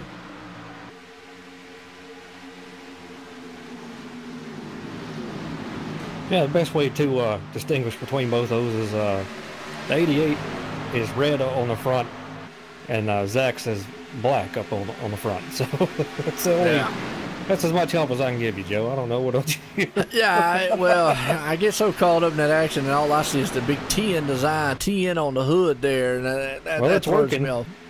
Yeah, that's what they want. That's what it wants. Hey, I see the TN part, so there we go. There's a TN car coming to the side, and right now he is side by side though with Ryan Broderick. He takes that spot away. Right behind them though is a good battle. Jason Alexander. These guys are getting a little dicey now as they come 3 wide to storm down the back stretch. They get that sorted out. Here comes DJ Hargrove along with the champ back up there. Spence Thompson. So a good battle for 7th, 8th, and 9th spot. This is kind of looking like we had that big long green flag run earlier on, John. These guys battled it out for a few laps. Then they got settled down a little bit, went single file there, and almost had us a long green flag run to green flags pit stops. Yeah, Davis had 32, just really attacking the corner right there, pulling up on the back of the 88. 5 of Jason Alexander here fighting on the inside of that 85, trying to make up some ground here, and that's a pretty cool paint scheme on that 5. Yes, it is. Pretty awesome paint job right there. As you see him, Spence Thompson looking on the high side. DJ Hargrove's right there on the low side. They're still side by side. STP with Craig Lerman coming up through there. He's had an eventful race. He got that throwback scheme looking very good out there. Mr. Richard Petty, he trying to be the king here tonight at Kentucky Speedway and the lights. Boy, I tell you what, Zach Linger lingering around way up there on the wall. He needs to hold up a little bit. He don't want to go hanging out down there in the grandstand with anybody. It looks like he got a lot of front end damage here. Going back and looking at it, trying to figure out where that came from. Oh, that's a glitch. Oh, okay. Yeah, I'm not sure, yeah. Answered that question real fast. Gotcha. Good deal. Right now, still a good battle amongst all 4 of these machines here. You got Zach Linger there, DJ Hargrove on the inside, Craig Lerman learning around right there. Right in front of them, Jason Alexander and Bradley P. Wilson. So all those cars right there looking good. Here comes Jason Burgess back there too, and John Barron still running in the 13th. Yeah, John Barron having a good night so far. Had a rough one last night. So I know he'd like to have everybody stay away from him tonight so he could run the whole race here. He's done a great job so far. Yep, absolutely. Right now, Tyler Justice still a man out front, 2.2 seconds. Good battle, though, still back here in the back as we're watching. Oh, and the 88's in the wall. Yeah, he is. 88's in the wall. I was waiting for your woe before I said something. Yeah. I was watching it go through there, and I said, let me wait. But now he looks like a bulldog now, so I always like saying that.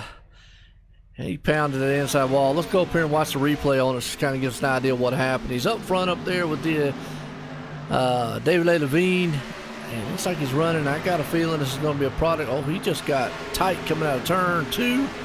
Hits the wall and pounds the inside. And luckily did not come up the track and take anybody out. And now it looks like a mean looking bulldog now. As he punched the whole front end side of that car. And I don't think he's got a fast fix either left. Not sure.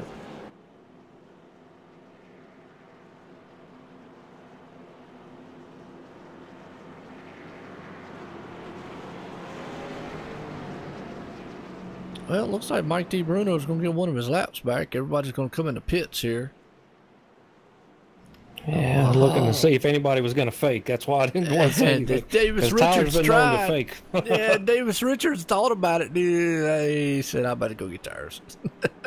Yeah, it was a good call on his part to turn back left. Absolutely. He was almost looking like he was going to stay out. Was going to pull out there, but like, no. I'm not sure about if Brad was on old tires or not. Couldn't tell you on that one, but everybody's in pits here. You're definitely going to take 4 tires and fuel. Might as well fill that thing up. Make it look like $1 million going out there. Yeah, I'd have to say that Brad does not have a fast repair left as he's still sitting on pit road. Yeah, I hate to see that.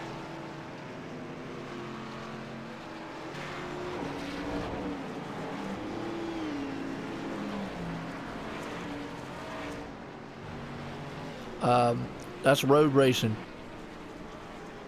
And unless you set it up, most of the real road races here on iRacing, they don't have cautions either. When I road raced Project Cars and all was in leagues, we didn't have cautions, so we weren't used to the cautions. Most of your GT series, LMP style, prototype style races that are time style events, they don't have cautions. They have what they call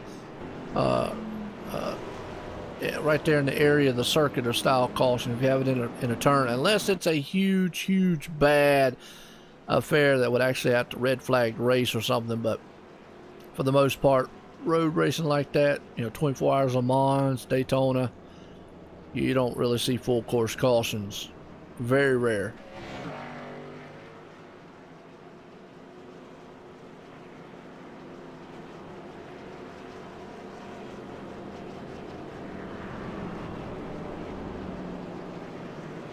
I'm looking at the paint scheme of that 5 car again. That's very detailed, man. I don't know if you've taken a look at that or not. Which one? Jason Alexander? Jason Alexander's car. I'm an Army guy. All right, let's see what we got. This is it's pretty cool looking little scheme he's got here. All right. Give it a close up. Got the Super Hornet on the hood. MR Motorsports right there on it. Looks like Army logo, I guess that's what that one is. No. Okay. I don't know which one it is. It's military. Yeah. How's that? Actually, looks like a Warhog paint job. Well, I'm looking at the side of it. It's got that grill, and that's usually what's on the Warhog, the A10. They call that the tank destroyer plane, or used to. It don't run anymore, but used to be the tank destroyer plane. It's sending in, it'd take them all out.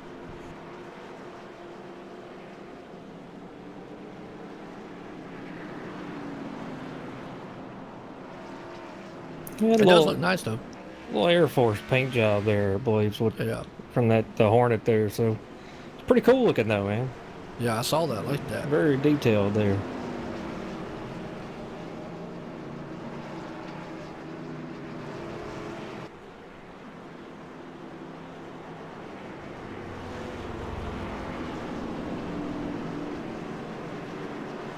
Yeah, well, you're talking about a different.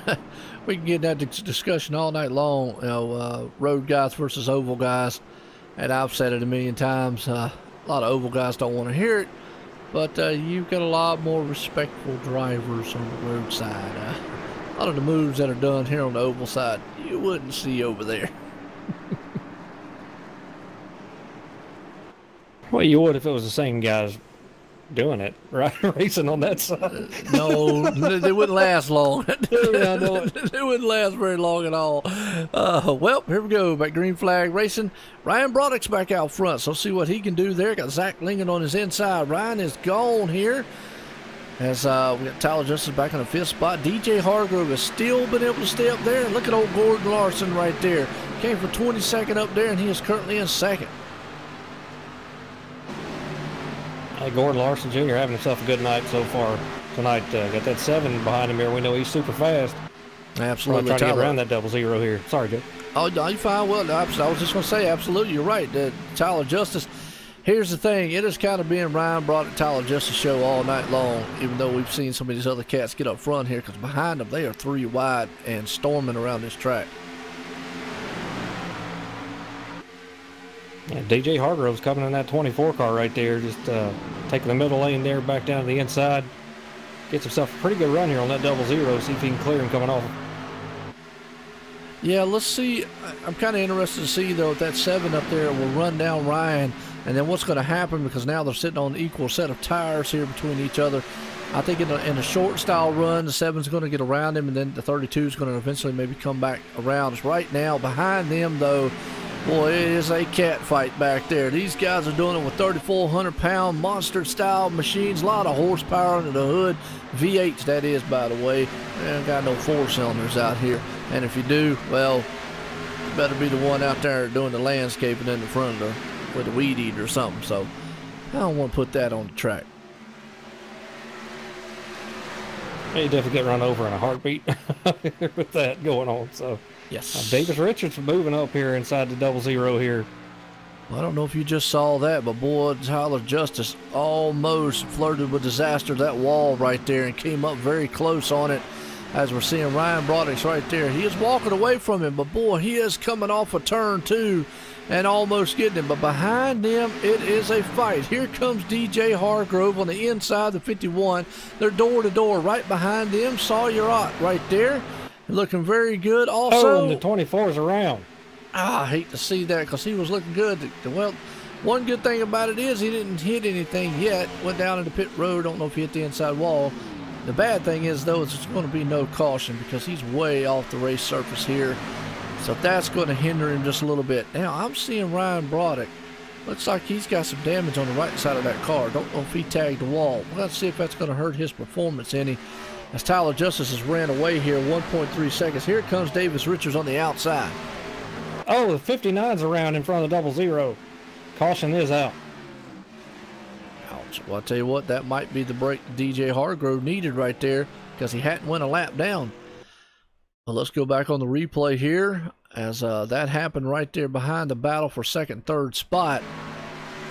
Let's see what happened to the 59. So actually DJ Hargrove might benefit from this right here, as we're watching the 59 machine here. You got Gordon Larson right there on his back deck lid as they're heading off into the turn.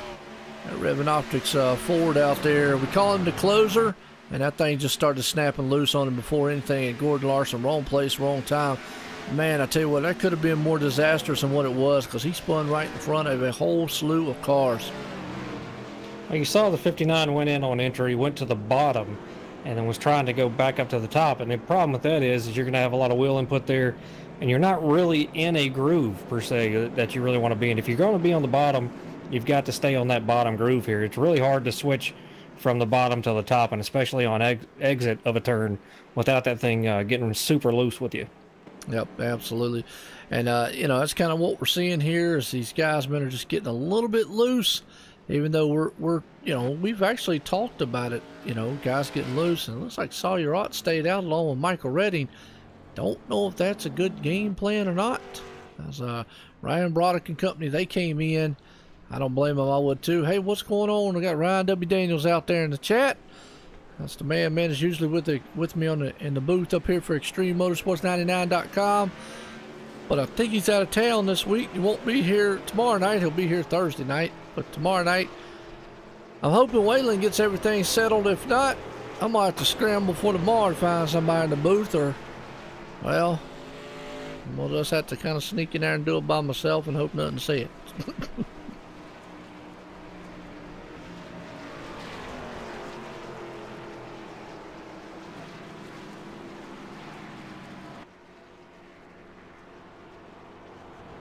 Well, what can be said about this race is it's a good one so far. Yeah, I think guys have done a really great job. We've seen, all kinds of different drivers up here. We've seen John Barrett up front, Jason Burgess, Craig Lerman sticking around in, top 10.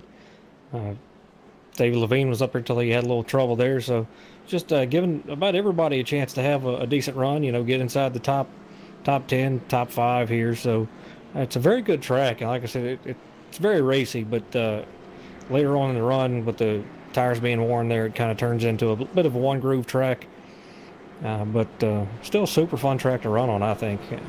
Perfect for these cars, and I think the guys have done a great job here. These cautions have just been, little small incidents here and there, nothing crazy, nobody doing anything out of the ordinary here. Yep, absolutely. Just let everybody know, if this thing went green the whole entire time, you would probably see somebody try to gamble to do it. I would advise it, because they'd probably drop off pace too much if somebody did come in and get new tires.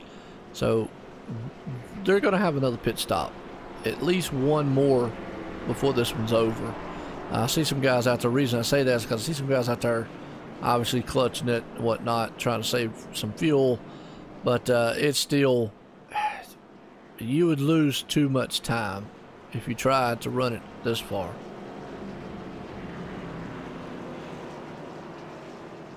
Yeah, I mean, I'm looking at Tyler Justice's lap times from the race so far, and looking at the fall off, it seems like the slowest lap he had in the long green flag run earlier was a 31.898. No, I'm sorry, he got up to 32.034. So fall off there is a pretty decent, as you could obviously tell, from what they qualified with. So fall off is I'd say about 2 seconds on a long green flag run, 2.5 seconds maybe.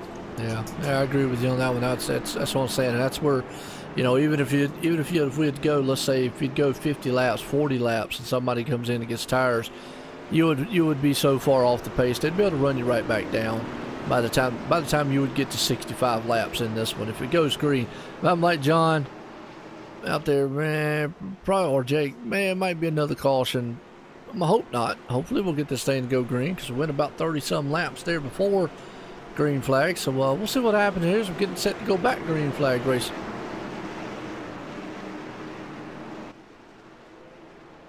Yeah, we'll see how Tyler does on this restart. We know when he's leading the field, just gets a super jump out here. And so right now he's got the 35 ahead of him, Michael Redding up there. So he's going to have to be just a little patient here if he gets as good of a start being behind these guys as he does being up front. Yeah, absolutely. Right there, Sawyer Ott's a man on point. Pace cars in. Going to go back green flag racing. Going to be lap 102, 165. Been a good one right here. Kentucky under the lights. And well, I'll tell you what, Tyler Justice didn't get the start he wanted. And Michael Redding did. Is they're going to be door-to-door heading into turn number 1. An outside groove might, but he's going to be able to dive it off. See, the thing about new tires is he's able to run it into the turn a lot harder. And here comes Ryan Broderick along with him as these guys, man, are storming off the back stretch coming out of turn 2. Ryan Broderick's going to hope he clears Michael Redding headed into 3. That'll definitely help him out. That's the difference, John, between the new tires, old tires. The guy on new tires able to run it in deeper than the guy with the old tires. He has to back that turn up a lot more. Yeah, absolutely. You see here Tyler's making a run on the outside here in that 35 of Sawyer out. See if that high line's going to work for him. Probably going to get around Sawyer right here as Tyler's able to keep a huge run of momentum up here on the high side. Yeah, absolutely. Right there, man. Tyler Justice able to power that thing to the front. You know, Sawyer's on the older set of tires. Here comes Ryan Broderick door to door with Evil Knievel himself there. Michael Redding, they're looking good. Is battling around. Michael Redding goes high. Is he going to stay off the wall, coming way high out of there? He's going to have to get out of the throttle. If he stays in it, that thing's going to just slam the outside wall there. Good job by him. Good driving job. Good awareness there.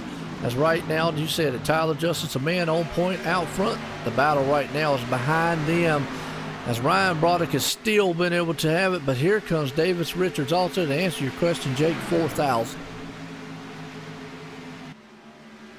And the two's got his nose right there under the 51. Doesn't get to him. Almost a little contact there. 51 gets a little loose coming off of 4 right there. Yes, he does. Got just a little wiggly there. Hey, that's all right. Hey, no problem, man. Get wiggly with it. But right now, Craig Lerman, he's got the STP machine coming to the front. Evil Knievel's on the outside, door to door with the 51. Davis Richards, they're storming around here. Lap 105, 165. Grand National Series presented by MotorSim Racing Magazine. Good battling going on right here for 4th, 5th, and 6th spot.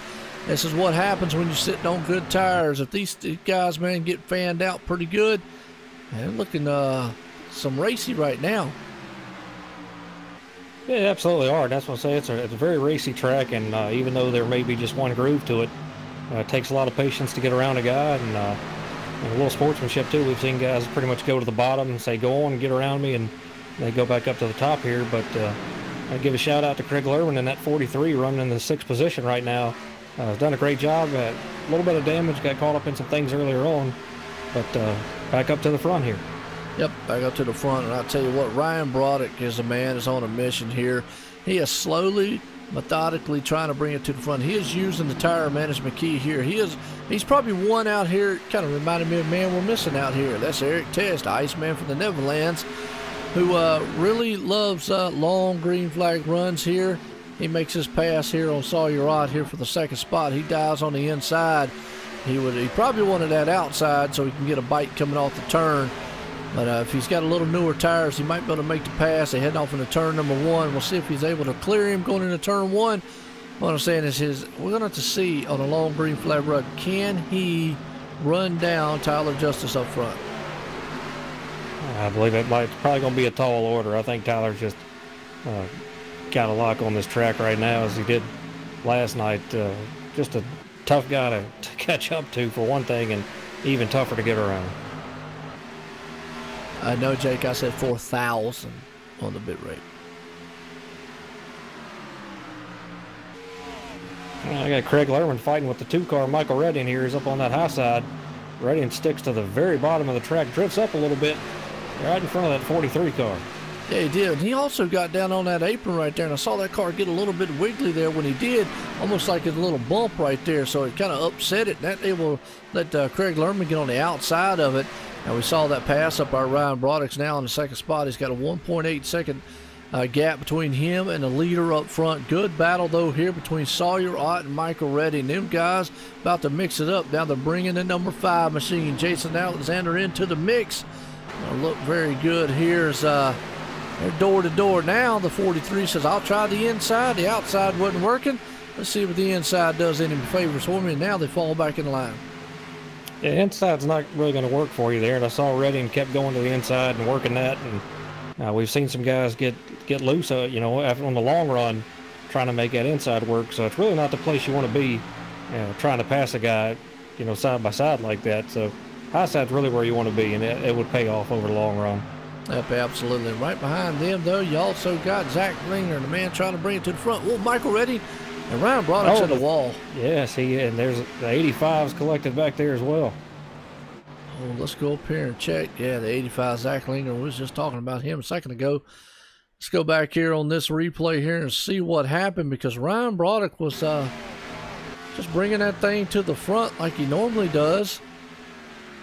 Looked like he was right there. Came up on the apron. He's heading off into the turn. I got a feeling it's another issue of car just snapped. Yeah, that car was coming out from under him even before he came out of turn 2. Then it just snapped to the inside real hard, put him in the wall. Oh, Zach Linger pretty much was a victim of, tried to slow up and just spun it around.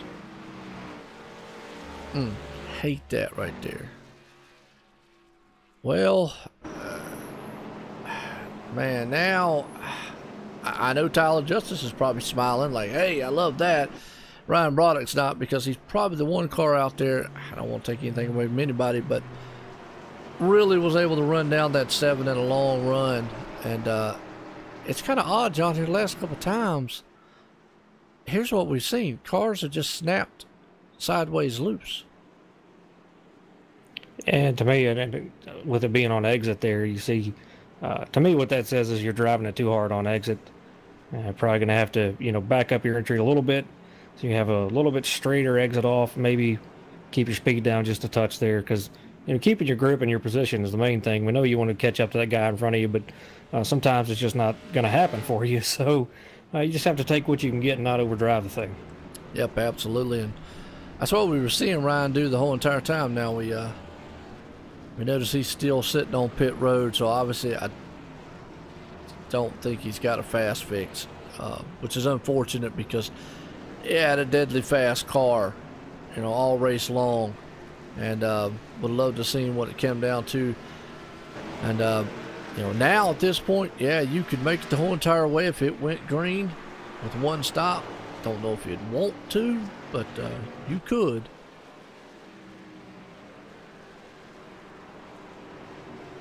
Yeah, I'd like to see him run this thing out the rest of the way here just to see how it works out, especially with Tyler Justice being up front there.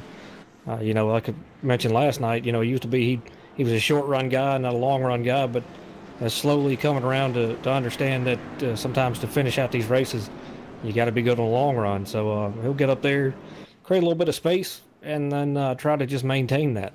Yep, he will. The thing about it is also on that, just to add to it, it would be interesting to see how much patience he has here tonight on this track, which being so hard on tires, to see if he could just maintain that distance and anybody out there who could run him down. And now it looks like, what's that, Zach Lindgren? Oh, that's Bradley Wilson. He's going to be able to get the wave around here. Davis Richards got some damage, might hinder him a little bit. Sawyer Ott's looking pretty clean. You got old Spence Thompson back up there, Craig Lerman sitting up there. So we got some guys up there that might be able to do something to get back up here and actually do some things. I'm kind of looking back there in the back and seeing where, Ryan Broderick's. Looks like he's disconnected. Yeah, he's done for the day here. So got Tyler Justice in the lead, Davis Richards, Sawyer Ott, Craig Lerman in fourth spot, and the champ Spence Thompson in fifth. Yep, absolutely. Well, it's going to be interesting to see if any of these guys up here can, like you said, in a long green flag run, run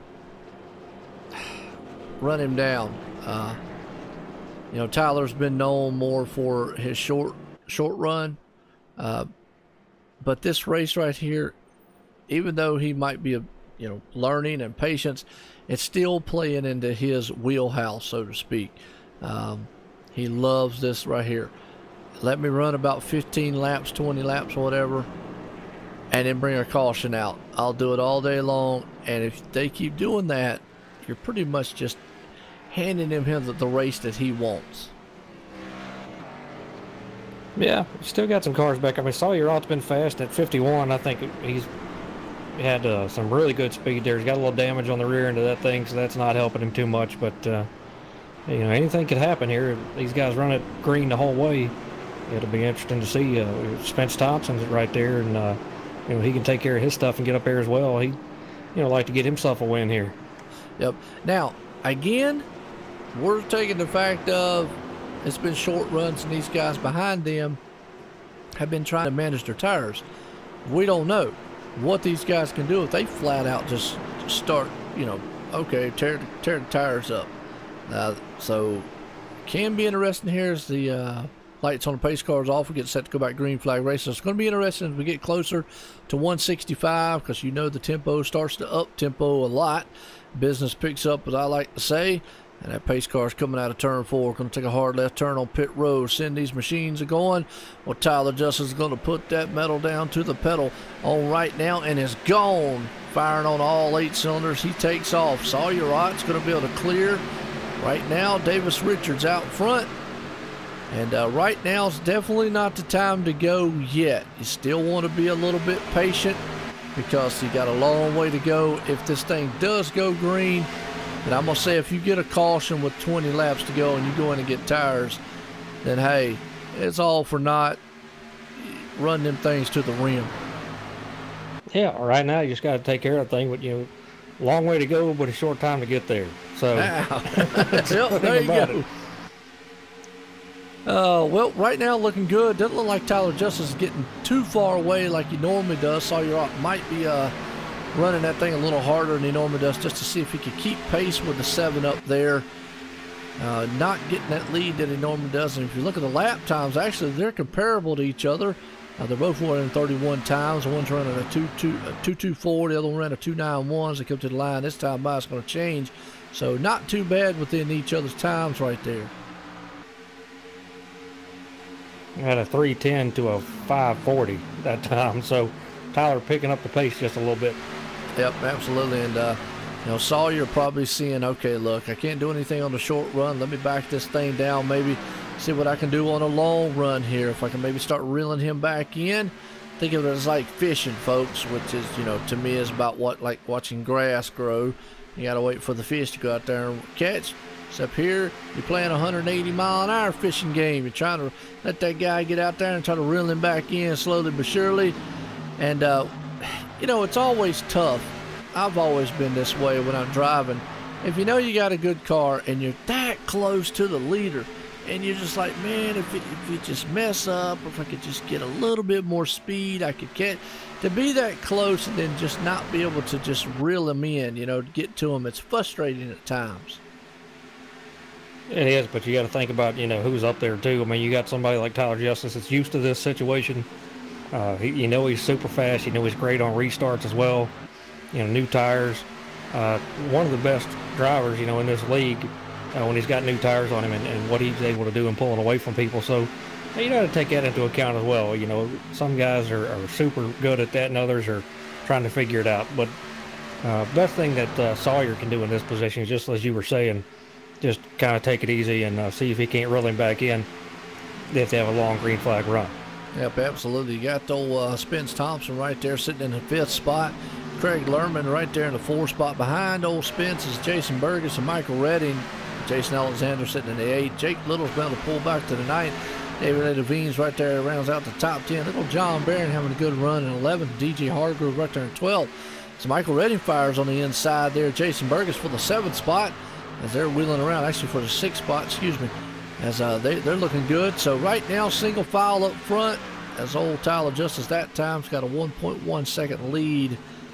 It's going to be interesting as this time goes here on as we're closing in to about another 8 laps away from being 35 laps to go. So going to be interesting to see how the closing laps, man, fan out on this race. Yeah, you're talking about fishing. If you're Sawyer right now, it's really hard to not want to push that thing. You almost feel like you're fishing. You're just playing a waiting game to see if that 7 is going to slow down, if he's going to run his stuff, to death, and you can catch back up with him. It's just a really irritating feeling. Yeah, but and I've been in those shoes before because you're that close and you're sitting going, oh man, I'm just right there. Matter of fact, the race that I won, I ran behind the guy a half a second, and I knew I was gaining on him a little bit at a time, but I didn't know if I was going to have enough time to catch him. Came out of the turn, hit the wall with 3 laps to go. He just pushed out of the wall, and I went right by him. But I'd been there, and it was like, man, can I just get just a little more oomph out of the car? And sometimes that's where the discipline plays too, because you want to overdrive your car, but you got to be careful too, because if you do, then you get yourself in trouble. Yeah, absolutely. You just got to be patient and understand. And we say it all the time. Sometimes if you try to catch up to the guy in front of you and you can't, then that's where you're going to finish. Your focus now needs to be, I need to, just get to the finish right where I'm at and take these points. Yep, absolutely. Sometimes a lot of guys just don't realize that you can't overdrive the car very easily. As we're up here on the Blimpy cam, I like to call it the Blimpy cam, kind of overview shot here. Old DJ Hargrove, he is closing in on the inside right there, door to door with Jake Little. That's for the 10th spot. He's looking to maybe crack the top 10. As old Jake blinks just a little bit there. Don't want to see that. He's coming up on David A. Levine and Jason Burgess right there in front of him. Jason Alexander, excuse me. So still door to door for the 10th spot back there. And David been able to rebound from that incident he had earlier there. Running night, trying to take that 8th spot away on the inside of that 5. Man, he gets a little loose coming off here and almost door slams the 5. Yeah, absolutely. Well, Jake's blinking around just a little bit. That's never what you want to see in front of you. Right, and you're right. Old David Levine's able to take that thing to the 8th spot. Right now up front, Tyler Justice still is just hauling the mail up there. He's got a 2.5 second lead and is spreading that thing out. Sawyerot's not gaining any right now. Davis Richards still sitting in 3rd. Craig Lerman right there in 4th. Spence Thompson in 5th. Michael Red in 6th. Jason Burgess sitting 7th. David A. Levine right here we're watching sitting in 8th. Jason Alexander 9th. Old Jake Little rounds out the top 10. Yeah, Craig Lerman's taking that spot away from the 51 slide job up in front of him right there. Puts that thing in the 3rd position now. Yes, he does, man. He took the STP machine up to the front there. Can he be the man here to pull it? He's got some pretty good lap times. Running a little quicker than actually Sawyerot, so he's going to be able to run down Sawyerot here soon. So maybe he's trying to save a little bit. He might be able to put up there, but I'm going to tell you what, Tyler Justice is definitely, he's got a bad fast demon up there, and it's just laying down some awesome bad fast times. He ran a 31.0 to odds 3. Craig Lerman ran a 2.59. Now, folks, he won't be able to run that throughout the whole entire run, but right now he is definitely drilling that thing up there, and it's going to be interesting. If this thing does go green the entire way, let's just play devil's advocates for a second. Let's say it goes green the entire way. The guys behind him, if they don't fall off much from what they are, they might be able to run him down. And so there is still a little ray of hope up there. But right now, what you don't want to see is the lead he is getting, which I think is by design. He is actually trying to get as big a lead as he can, understanding that the more this thing runs, the slower he will get, and that those guys could run him down. But if he gets a 5, 6, 7 second lead, they might not be able to run him down in time before the laps wind out. Yeah, and a lot of times, people will say, well, why would you do that instead of just take care of your stuff? Well, if you know a track very well and you're super fast at it, then you're going to hit your mark. You're going to be just, even faster than these guys. The best thing you can do in that situation, if it's a really good track for you, is go ahead and create as much space as you can and then leave it up to those guys to try to catch you, because they've got to pretty much have their minds made up. We're going to run you down or we're going to take it easy. And taking it easy is fine. That's what you should do in this position. But now you've created a 3.5 second lead just about right now, and these guys have to make that up, and that's a tall order. Yes, it is. Well, we're noticing something now, though. Sawyerot is making time. This is what I was talking about. He got that 3.2 second lead. He should be able to maybe okay, there's another thing. He's got 3.2 seconds. If he could just maintain 3 seconds the whole entire way, he's good to go. He'll keep watching the relative. He knows how fast, how much he can push the car.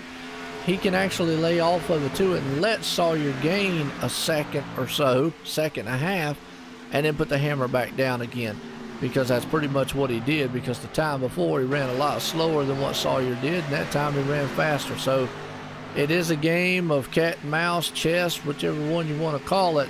Now he's got his lead. He knows what he needs to do. Yeah, this is where, I always say league racing can make you a better racer. And, we know Tyler's been fast and was good to begin with, but had a few things that he needed to work on, as every driver does. And part of his was long runs and taking care of his stuff. And I think that he's really learned from, the past a little bit, where he's been passed or got caught up in a wreck because people catch up with him there. And so he's really learned how to maintain on the long runs now. Yep, he has. I tell you what, miss old Eric Tesh out here, because this race right here would have played in his hands here on this run right here, as long as he wouldn't have got in trouble or anything like that. He loves these long green flag runs. So it would have been interesting to see as I am watching the times of Tyler up there. Like I say, it looks like he falls off a little bit one lap. I mean, he's got a 3.8 second lead. He's got space now to play with. And folks, that's what we're talking about. That's just a professional right there. You have relatives that you look at. When we say relatives, which means you can tell how far the guy is from behind you. And right now, you know, Tyler understands, hey, I could give up 2 seconds of time by slowing down, let my tires cool off, and then hammer it back down and take off again. He could do that, and then basically he could do that with 12 laps left, let's say, you know, 10 laps left, 15 laps left, and the guy behind him is just not going to be able to have enough time to run it down unless he's making up a second a lap, and nobody's been able to do that here yet. I'll tell you somebody who is super fast right now, and that's that 24, DJ Hargrove. Really ran a super fast time. The 23 hits a wall behind him, and he's loose. Gonna lose it behind him right there. Caution is out. Well, now this right here will mix it up, because you know everybody's going to come in the pits now. Except 23, Jason Burgess.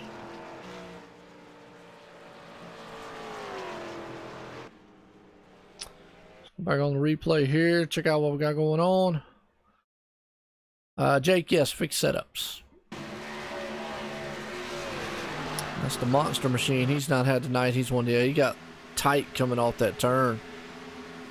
Ooh. Nobody else got involved. Everybody got around him really well. Well, I say then, Jake Little just went torpedoed right into the sky. Man got shot to the moon.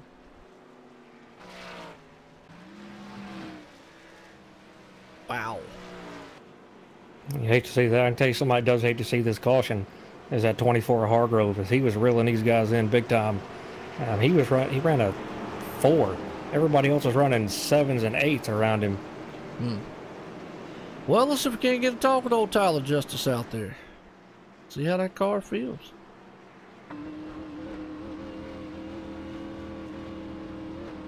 Tyler Justice, Joe White in the boots. Got a copy? Yes, sir. I got you. Well, Tyler, I'll tell you what, you've been bad fast out there. I know you started 10th here tonight.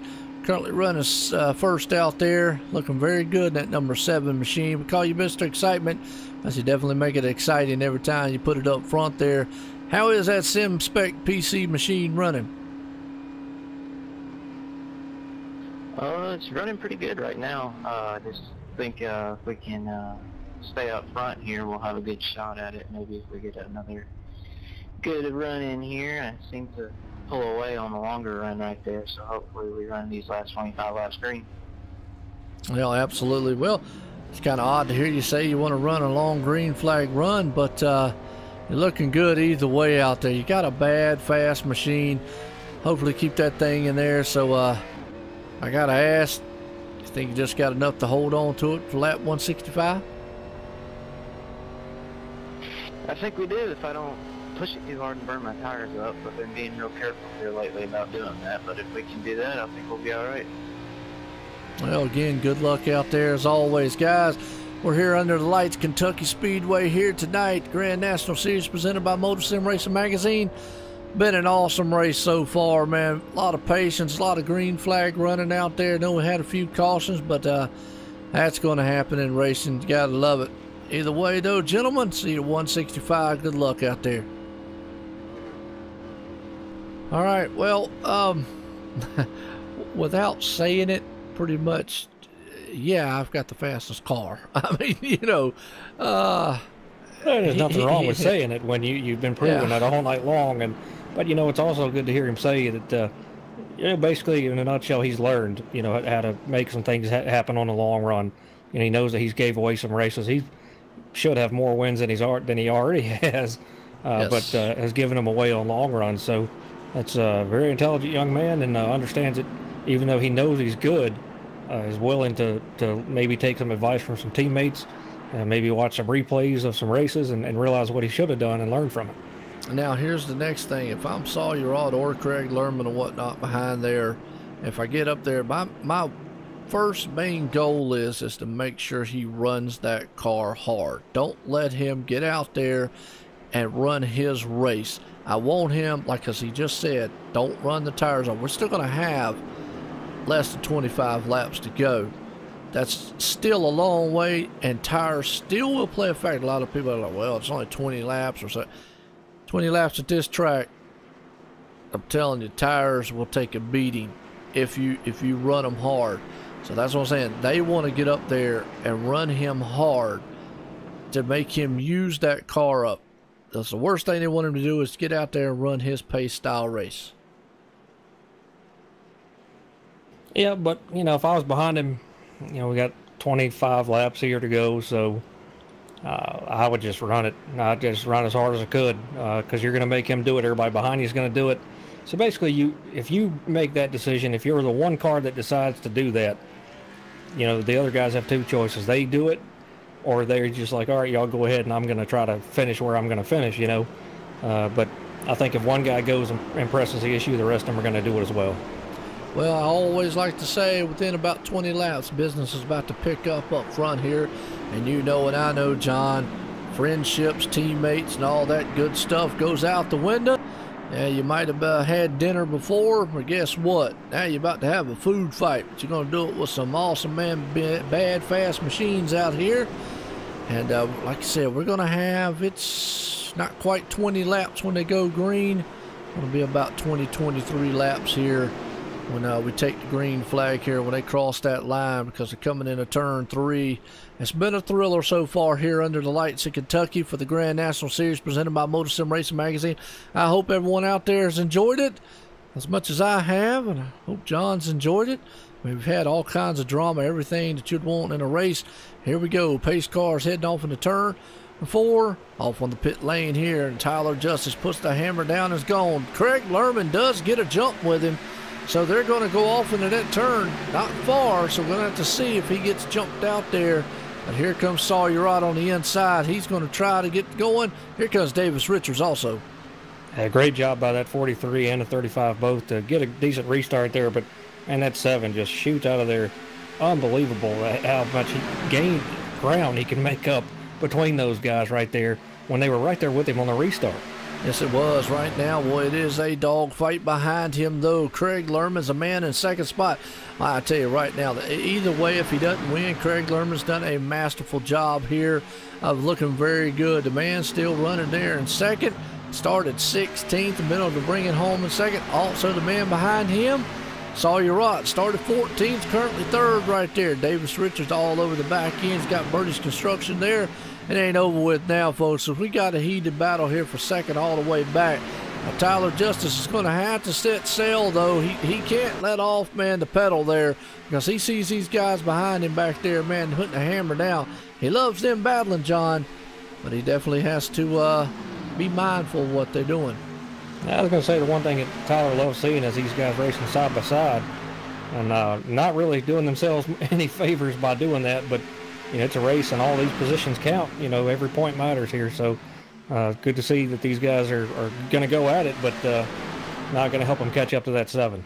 Well, no, it's not. And I guess if you're in the realization of, hey, look, we can't catch a 7, I might as well finish second and get as much points as I can.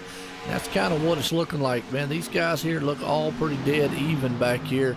And right now running, they're just going to hope that 7 makes a mistake up there. Runs it into the wall, which can happen. You know, it's not out of the water yet. 20 laps to go here. Going to be 19 next time by. As you can definitely tell, man, the times have picked up here. And it's definitely a good fight here between second all the way back to, I'm going to say, about 7th spot. Yeah, it really has. The 59 and 89 got around that 43 as well. But that 24, DJ Hargrove's coming in a hurry right here. Shoots down the inside, takes a nose off the 2. They're 3 wide. Michael Redding's in the middle. Yes, he is. Michael Redding has to get out of it. Tried to be Evil Knievel there, and Evil for a little bit. The 24 still door-to-door with the champ of the 89. They head off into turn 3. The number 2, he's on the inside, the 43. Zach Linger's right there behind him. You're right. DJ Hargrove is a man on a mission. He wants to finish this thing in the top 5. He's doing it for his dad out there here tonight. I got to guarantee you that. And looking very good. He's had to persevere through a lot of things, but he's bringing that Liberty machine to the front one way or another. He is right here, folks, looking good. We're lap 147, 165. He has almost cleared the 89. They're still door to door coming down the back stretch. Yeah, Spence had just a racy mover on that 24, kind of pinched him down, didn't give him that full exit off the turn right there, but DJ did a great job keeping it off of him, still fighting. Yeah, it is, and look up front here. You've got to be kidding me. Davis Richards coming out of nowhere in that 51 machine. He's trying to bring it to the front. I'm telling you right now, these guys are running some pretty good fast times. Davis Richards actually is running times comparable to Tyler Justice up front, but also along with that, Spence Thompson is too. So you've got some guys that are running times fast, but they're running out of time very fast here. So they're going to have to get a headway, get out there, get clean air, and try to run these guys down. And oh, Davis almost lost it. And a big wiggle right there on that inside line when you're trying to really push it is not your friend. I mean, you really, if you're going to push it that hard, you got to be on that outside lane. Yes, it is. Right now, still Sawyer Ott's in second spot as Tyler Justice has moved to 1.9 seconds ahead of this. Here comes David A. Levine. Look at that, firing back on all eight. Brent will bring it back up to third spot. Spence Thompson right there in fourth. DJ Hargrove, he knows these guys awful well. I've said it many a times. He went to Homestead last season in the trucks and battled with these two guys in front of him for a championship. So he knows what it's like to get up there and race with these guys, and right now he's getting the job done trying to bring that 24 machine to the front. He's done a great job just, again, tonight, going from the back to the front, keeping that thing up here and racing hard, shooting down on the inside here, see if he can get any grip. The 89's down there going to try to keep him pinched out just a little bit. 89's run up on the back of the 59 Levine here, and DJ's going to follow right behind Spence here, so see if these guys get formed up on the outside here to start to make up some ground here. Yeah, it is. The one thing you have to keep in mind, and I'm wondering the 24s, he is going to have to keep in mind, is he keeps trying to use that inside lane. At some point, he's going to say, look, I need that outside because that's going to be the preferred side to go, try to get around it. He keeps diving on the inside. He's going to try to make it stick this time by as they are wheel to wheel, side to side, coming out of turn number 4. They would bring it to the line almost door to door here this time. He's going to try to be, 89 clips him down. If he could get on the outside of that 89 going into turn 1, he might be able to clear him. Yeah, I think the best move that we've seen all night when it comes to passing using that inside lane is right now DJ's in a great spot here. You get behind the 89, shoot down in there super hard, and then slide up in front of him, and then you hope that he doesn't wreck you. Yep, absolutely. Well, that's the thing is he's got to be able to clear him, and he's got to clear right now, so he was able to do it. And all I was going to say is you got to be able to clear that guy to be able to slide, and that's been the problem. He gets down that inside, the car gets so loose down there, and we're under caution. That's not going to end it, but that's definitely probably what Tyler Justice does not want to see. Yeah, it's the 69 of John Barron. Oh, no, I hate to see that on his end. Let's go back on the replay and see, but this is going to set up here for a thriller for us folks here. Not what Tyler probably wanted to see. He would have probably wanted to see this thing go out green. Yeah, him and the 23 just got together. The 69 did almost a good drift job by the 69. That thing just snapped back to the right, and now he's got a punched-in nose on the front of that thing. It's looking mean looking. Now it's decision time. So it's decision time, and it's not. So if I'm the leader, I stay out. You stay out? All right. Nobody's been able to catch you all night long. You stay out. Problem is, if half that field goes in behind him,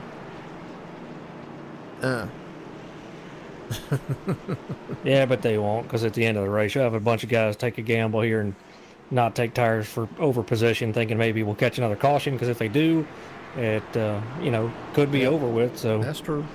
Let's see what Tyler does here. He's acting like he's going. Yeah, let's see if he stays in. Oh, DJ goes back out. Wow. So the field did come in. Everybody came in. The reason being here, John, is because when we go back to green, there's going to be about 5 laps to go. It's not a green-white situation. So if they would have stayed out and guys, let's say 3, 4, 5 on back would have came in, they had plenty of time to come and just run them down. Now, some of these guys just coming in here and got 2 tires. Yeah, they did, but the 24 DJ Hargrove was in line to pit and then pulled out of line and went back on the track, so he stays out, and it's going to put him in the lead. It does. So it's going to be interesting here to see.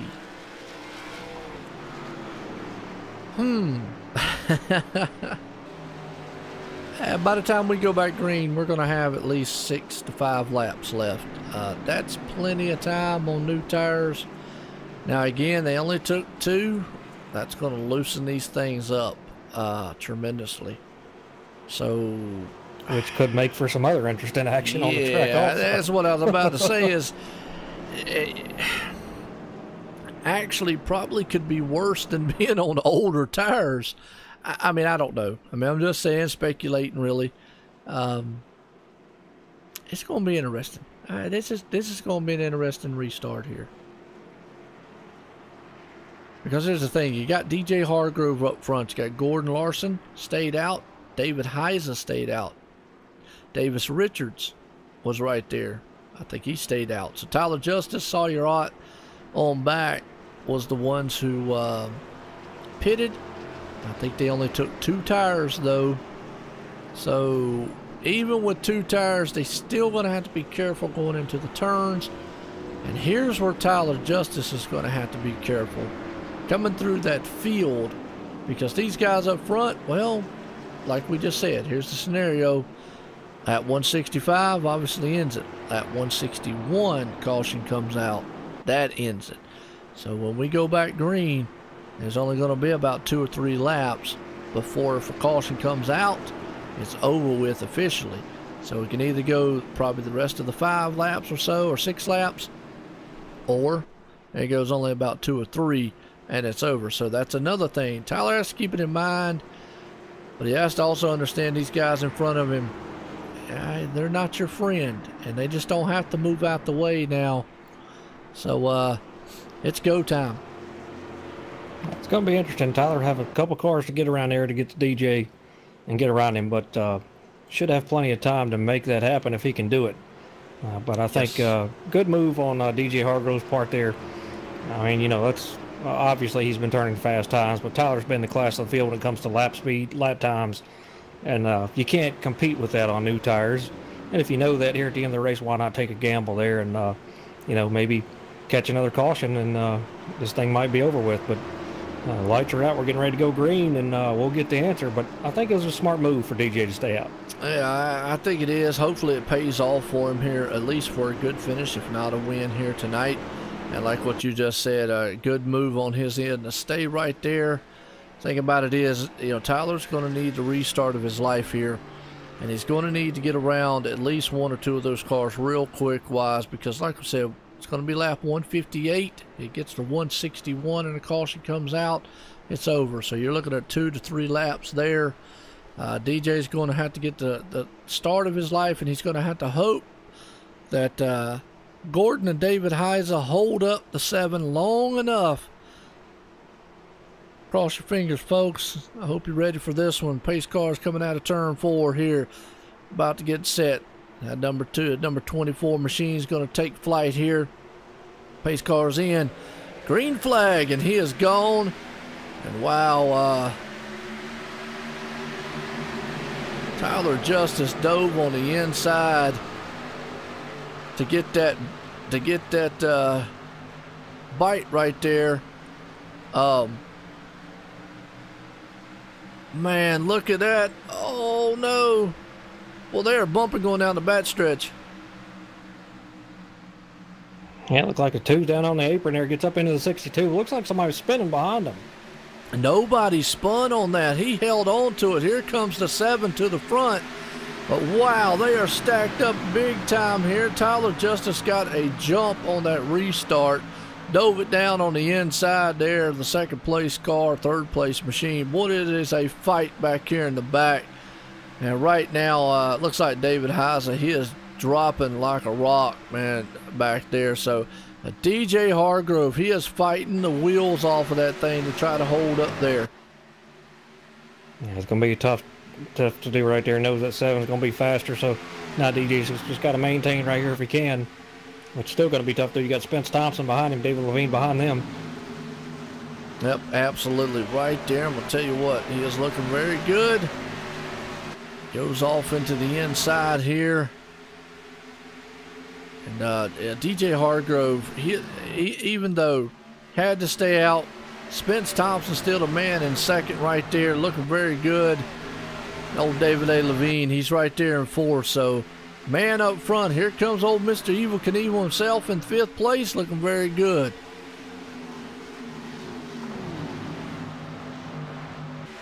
Well, DJ's running that very low line right there, but see Spence Thompson catching up to him here. Probably going to get around him here in no time. And the 51's around and hitting the inside wall. Caution is out. And I think that's going to let DJ stay in second spot. And if it does, folks, I think this was pretty much over with here. Tyler Justice, I pretty much is going to say he has won it. DJ's held on to second. Spence Thompson stays in third because we had already crossed lap 61 and was heading to 162. I'm going to say this one's pretty much over with at this point.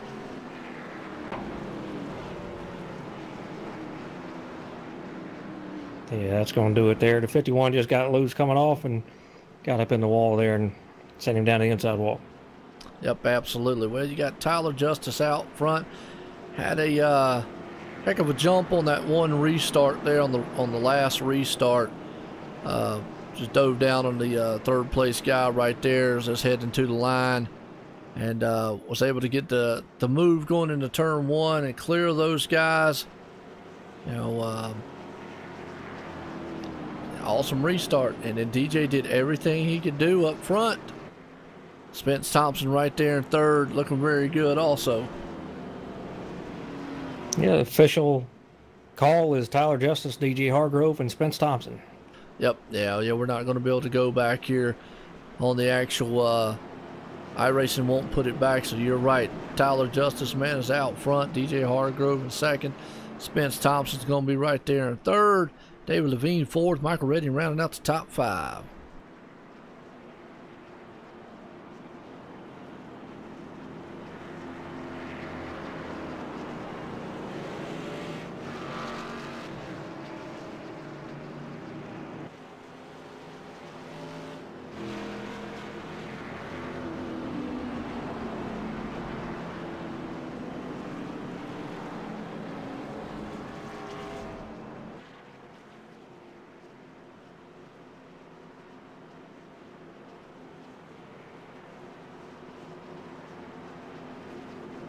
All right, here we go. Well, I mean, it was a good race. I mean, these guys, man, for 160-some laps here, you know, we saw some long green flag runs. Obviously saw cautions here tonight. We'll get a quick summary here. 162 of 165. 12 lead changes, 13 cautions here, 49 laps. You know, a lot of single car spins, guys getting loose going into the turns. A couple of them collected some other guys here. All in all, though, very good run, but you know, last restart there, definitely a job by the 7. Hammered on it, jumped down there, heading off into turn 1. DJ did everything he could to hold him off up front, just old tires versus new. And the caution played in like we thought. So, hey, DJ pulled it off, though. I mean, you know, nothing there. He definitely came home, bounced back, got a good finish out here, and definitely had a good fast car. Yeah, DJ's got to be super happy with that. You know, he took a gamble there, didn't quite pay off the way he wanted to, getting a win, but, you know, coming home with a second place finish here, that good run for him, and hopefully he can build off that, because we know that man just been looking for some good finishes here, and just be a matter of time before we see him win a race. Yep, absolutely. Well, definitely is looking good. I mean, these guys, man, out here, man, are have done good all season long. So, awesome racing so far.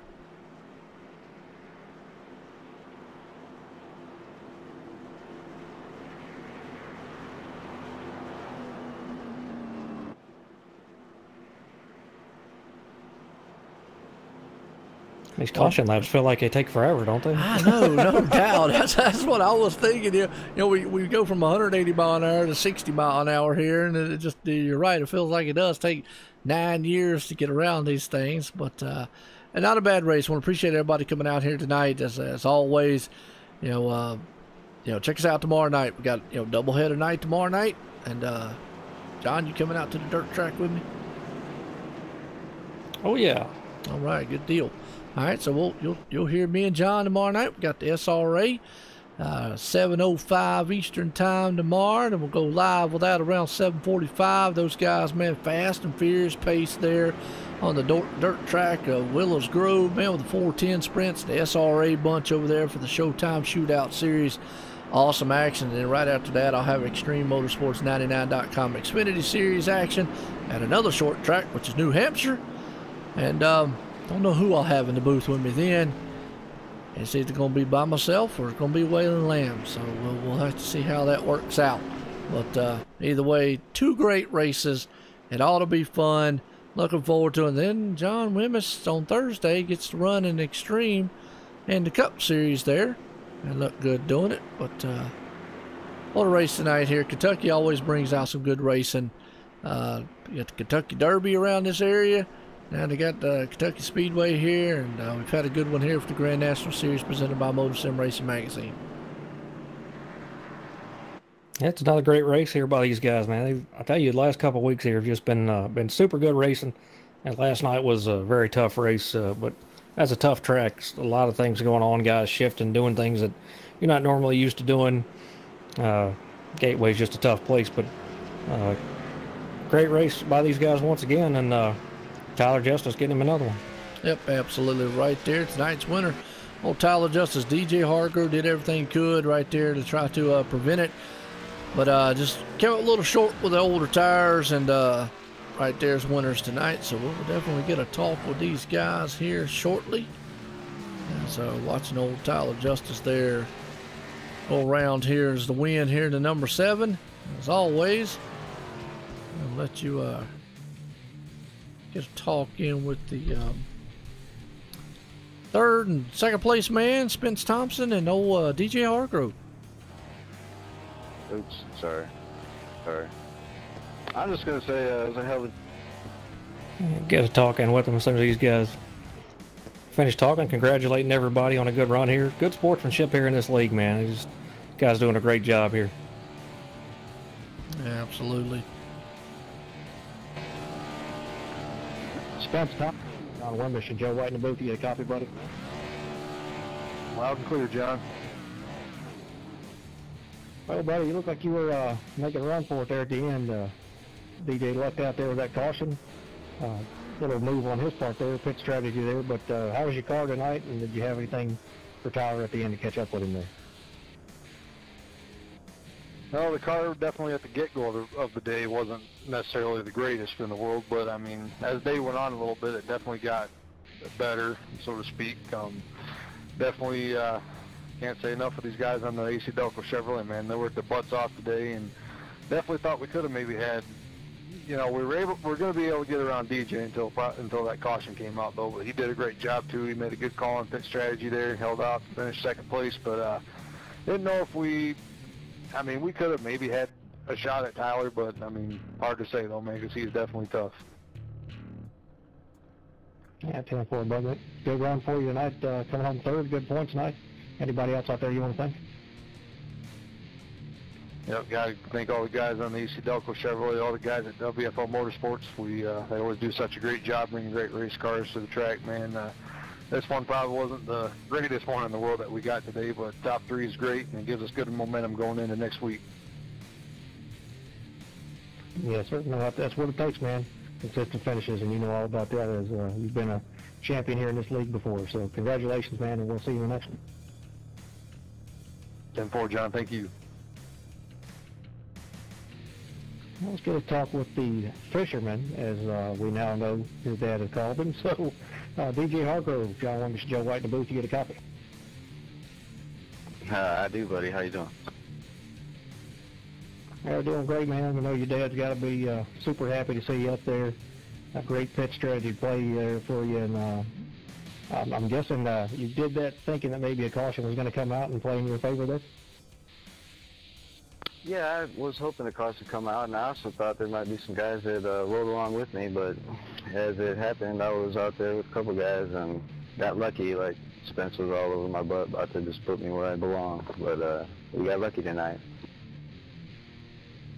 Well, it doesn't work out for you, man, but another great job. Again, you qualified in 21st position there and worked your way up to the front, as we saw you do last night, and things didn't quite work out last night for you like you did tonight, so you got to be super happy with this, man. We know you've had a bit of a tough season, but we know you're somebody that can get it done, and I wasn't here last season, but Joe speaks very highly of you having a battle with Spence and David last year, so good to see you have a great run here and a good finish, and glad your dad's doing well, and been back out here. We're super stoked about that and happy to see him doing good again. I know that makes you happy and let it off your mind as well. And anybody out here you want to thank tonight? Yeah, I really appreciate that. Yeah, I'd like to thank, first off, I'm going to dedicate this win to my dad, and we're going to dedicate this, not win, but it feels like a win to me. That's all I want to say. I can't tell you how hard it is to compete with these guys, man. These guys up here that run up front every night, they make it look so easy, but man, I try my butt off. I practice. I do everything I can. I ask for help. These guys are awesome. They make it look so easy, but like I said, it feels like a win. I want to thank everybody that puts this series on, from the broadcasters to anybody involved, and definitely they've done a great job with this series. It's going to keep growing, and I just want to thank them for everything they do. Yeah, it's a fantastic series. I have a good time racing with all the guys here on Sunday and then calling the races. It's super exciting. A lot of good sportsmanship out there, man. I know everybody's super excited to see you get a great finish here, as are we. So congratulations on your second place finish, man, and it's just a matter of time we'll see you up there in victory lane. Thank you, everybody. Thank you. All right, Joe, we'll throw it to you, man. We know where you're going, and a man that doesn't have a problem finding victory lane, Tyler Justice.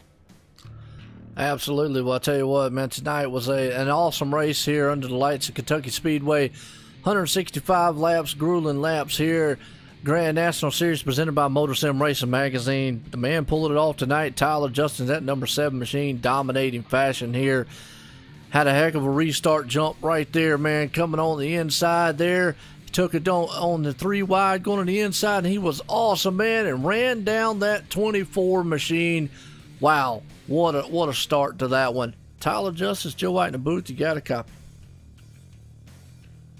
I got you, Joe. I'll tell you what, you looked good out there all night long. Take us through that last restart. What was going through your mind? Well, I knew that all them guys on old tires were going to have a tough time getting through the gears, spinning the tires on the old tires and stuff, so I knew if I could get a good jump and get 3 wide with them, and I'd be right behind DJ to the lead and had a good shot at it. And that's what happened, and we got to the front and got it in victory lane. Had a close call on lap 1 of the race. It was a huge wreck. We came real close to getting in that one, but I'm glad we got it through that one. And I got to give props to Mike and Ryan Broderick there. They were the class of the field before they got in their trouble, so if they were still in here, I don't think I'd be in this position. Yeah, absolutely. We looked good all night long. Like I say, 165 laps here. But hey, got a winner tonight here for the Grand National Series presented by MotorSim Racing Magazine and these Xfinity cars. And it was an awesome race out there. You got anybody out there you want to thank? I want to thank my sponsor, SimSpec, and all my teammates, Michael and Bradley, for keeping this league going, and you and John in the booth. Man, I appreciate it right there as always. With Tyler Justice, the man out front, that number 7 machine, had it going all night long. Guys, good race. Had a lot of green flag running all night long. Had a few cautions out there here and there. Some good racing, man, door-to-door style. And some good pit strategies happening. Guys, it was awesome here under the lights for the Grand National Series presented by MotorSim Racing Magazine. Until then, we're going to see you next week, man. Gentlemen, awesome race. All right. Well, let's go down on our grading order here so far. As tonight's winner, Tyler Justice, that number 7 machine. DJ Hargrove sitting there in second. Spence Thompson in third. Old David A. Levine rounding out in 4th. Michael Redding started at left and in 5th. Craig Lerman 6th. So Gordon Larson in 7th, Derek Robinson 8th, Jason Alexander 9th, and Zach Linger rounds out the top 10.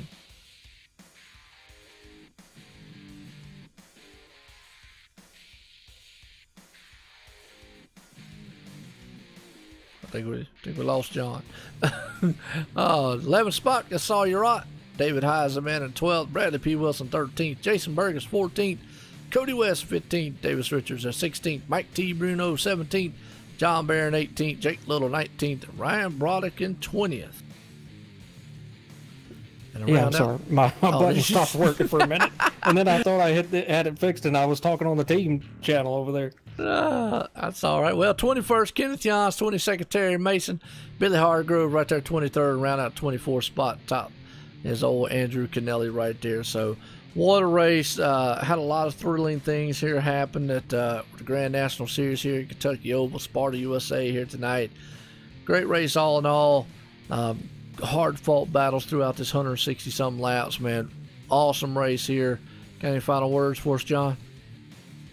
I think it was a great race, man. The guys did a good job. Glad to see a couple guys come out here with a good run. As you know, we always like to point out here, DJ Hargrove. Good to see him coming in here. You know, second place finish. Little pit strategy right there paid off for him. Once again, had to battle up from the back from 21st to finish second. So great job by him. Michael Redding with a top 5 and a good run for him as well. Craig Lerman in 6th. Good to see that. Gordon Larson in 7th. So a lot of these guys here, Derek Robinson, Jason Alexander, good runs. Zach Lingren in the top 10. So good to see some of these guys have a good run tonight.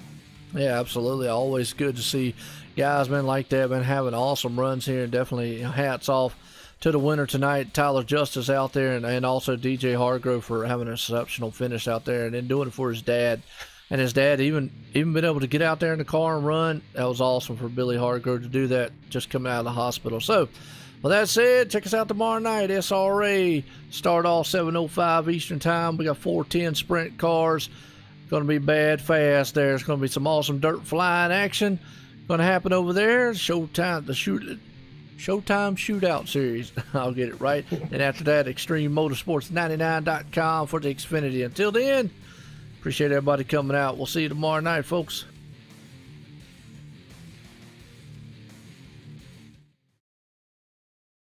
Drivers, start your reading. MotorSim Racing Magazine is the first and only magazine dedicated to sim racing. Every month we'll be covering the hot topics around the world of sim racing. So if you're looking to be in the know, go to www.motorsimsracing.com. You will find articles from your favorite drivers, leagues, and other prominent people in the sim racing community. Want an update of your favorite league? We got it. Want to learn the basics on finding a perfect league for you? We got it. Want to know more about how leagues are run? We got it. So remember, when you want to know what's going on in the sim racing world, go to www.motorsimracing.com.